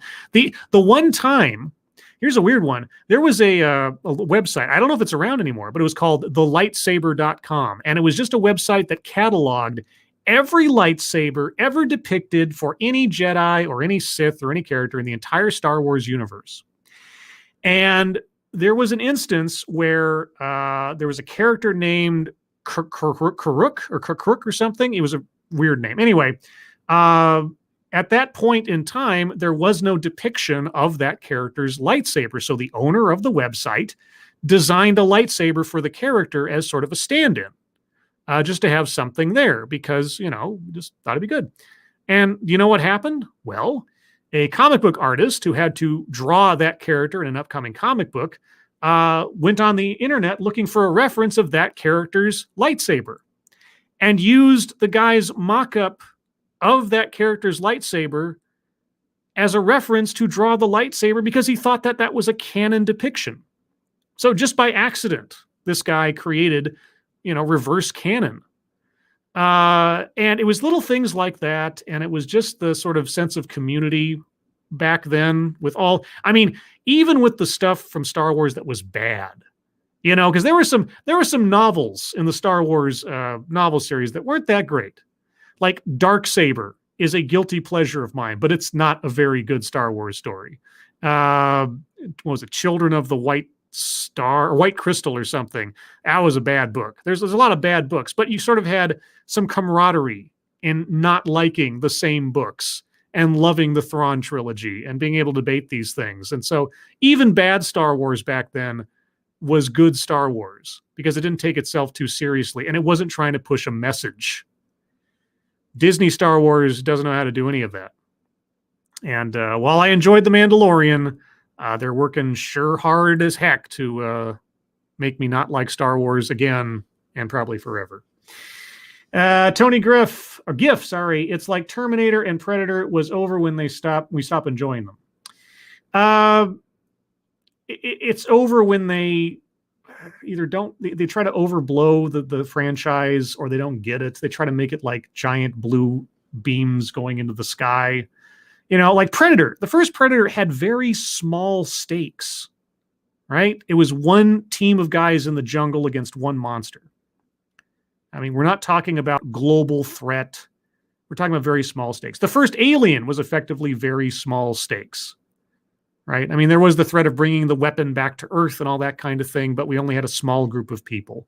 And then with all these other movies, they turn into this giant world-spanning threat to this, that, and the other, and all the special effects and CGI. And, it stops being like a classic horror monster movie, and it just turns into some kind of big cartoon show. There's a way to do it. They just haven't done it. The new Predator movie, absolute garbage.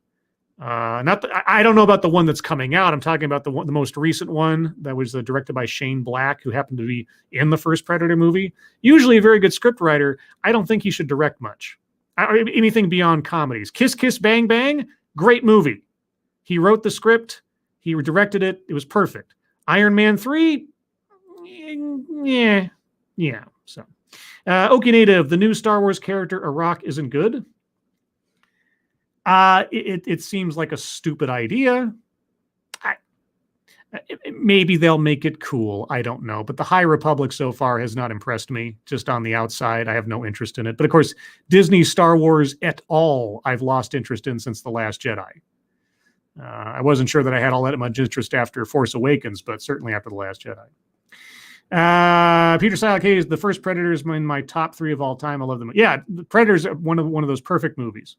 Perfect movies. It deftly combines science fiction, horror, action all together. It's great.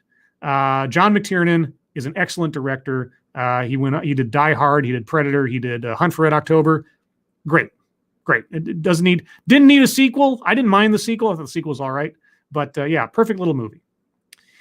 But with that, everyone, me, is at the top of the hour and thus the end of the show. I have completed another 2 hours of full content and entertainment for all of you. I hope you appreciated it.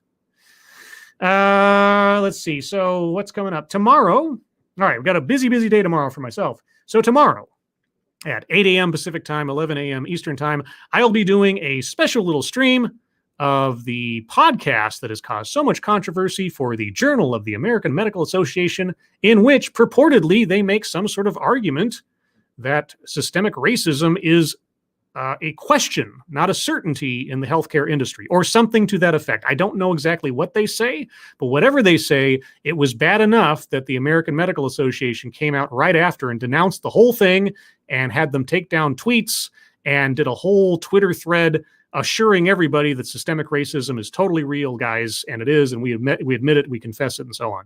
So we'll find out tomorrow, 8 a.m. Pacific, 11 a.m. Eastern.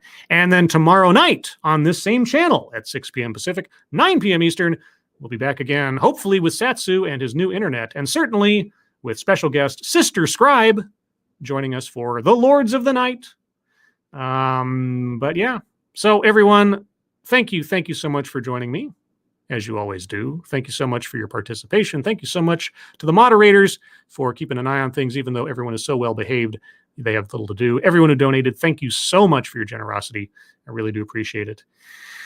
How do I end this? Well, I say, everyone, your lives make me sad, and I will see you tomorrow. And then Satsu says something offensive. And then I say, screw the roses, send me the thorns, the romance and sexual sorcery of sadomasochism. Sadomasochism. And today's secret word is police sirens in the background. Okay, today's secret word is enough. Well, now, if that isn't a sign from the heavens, I don't know what is.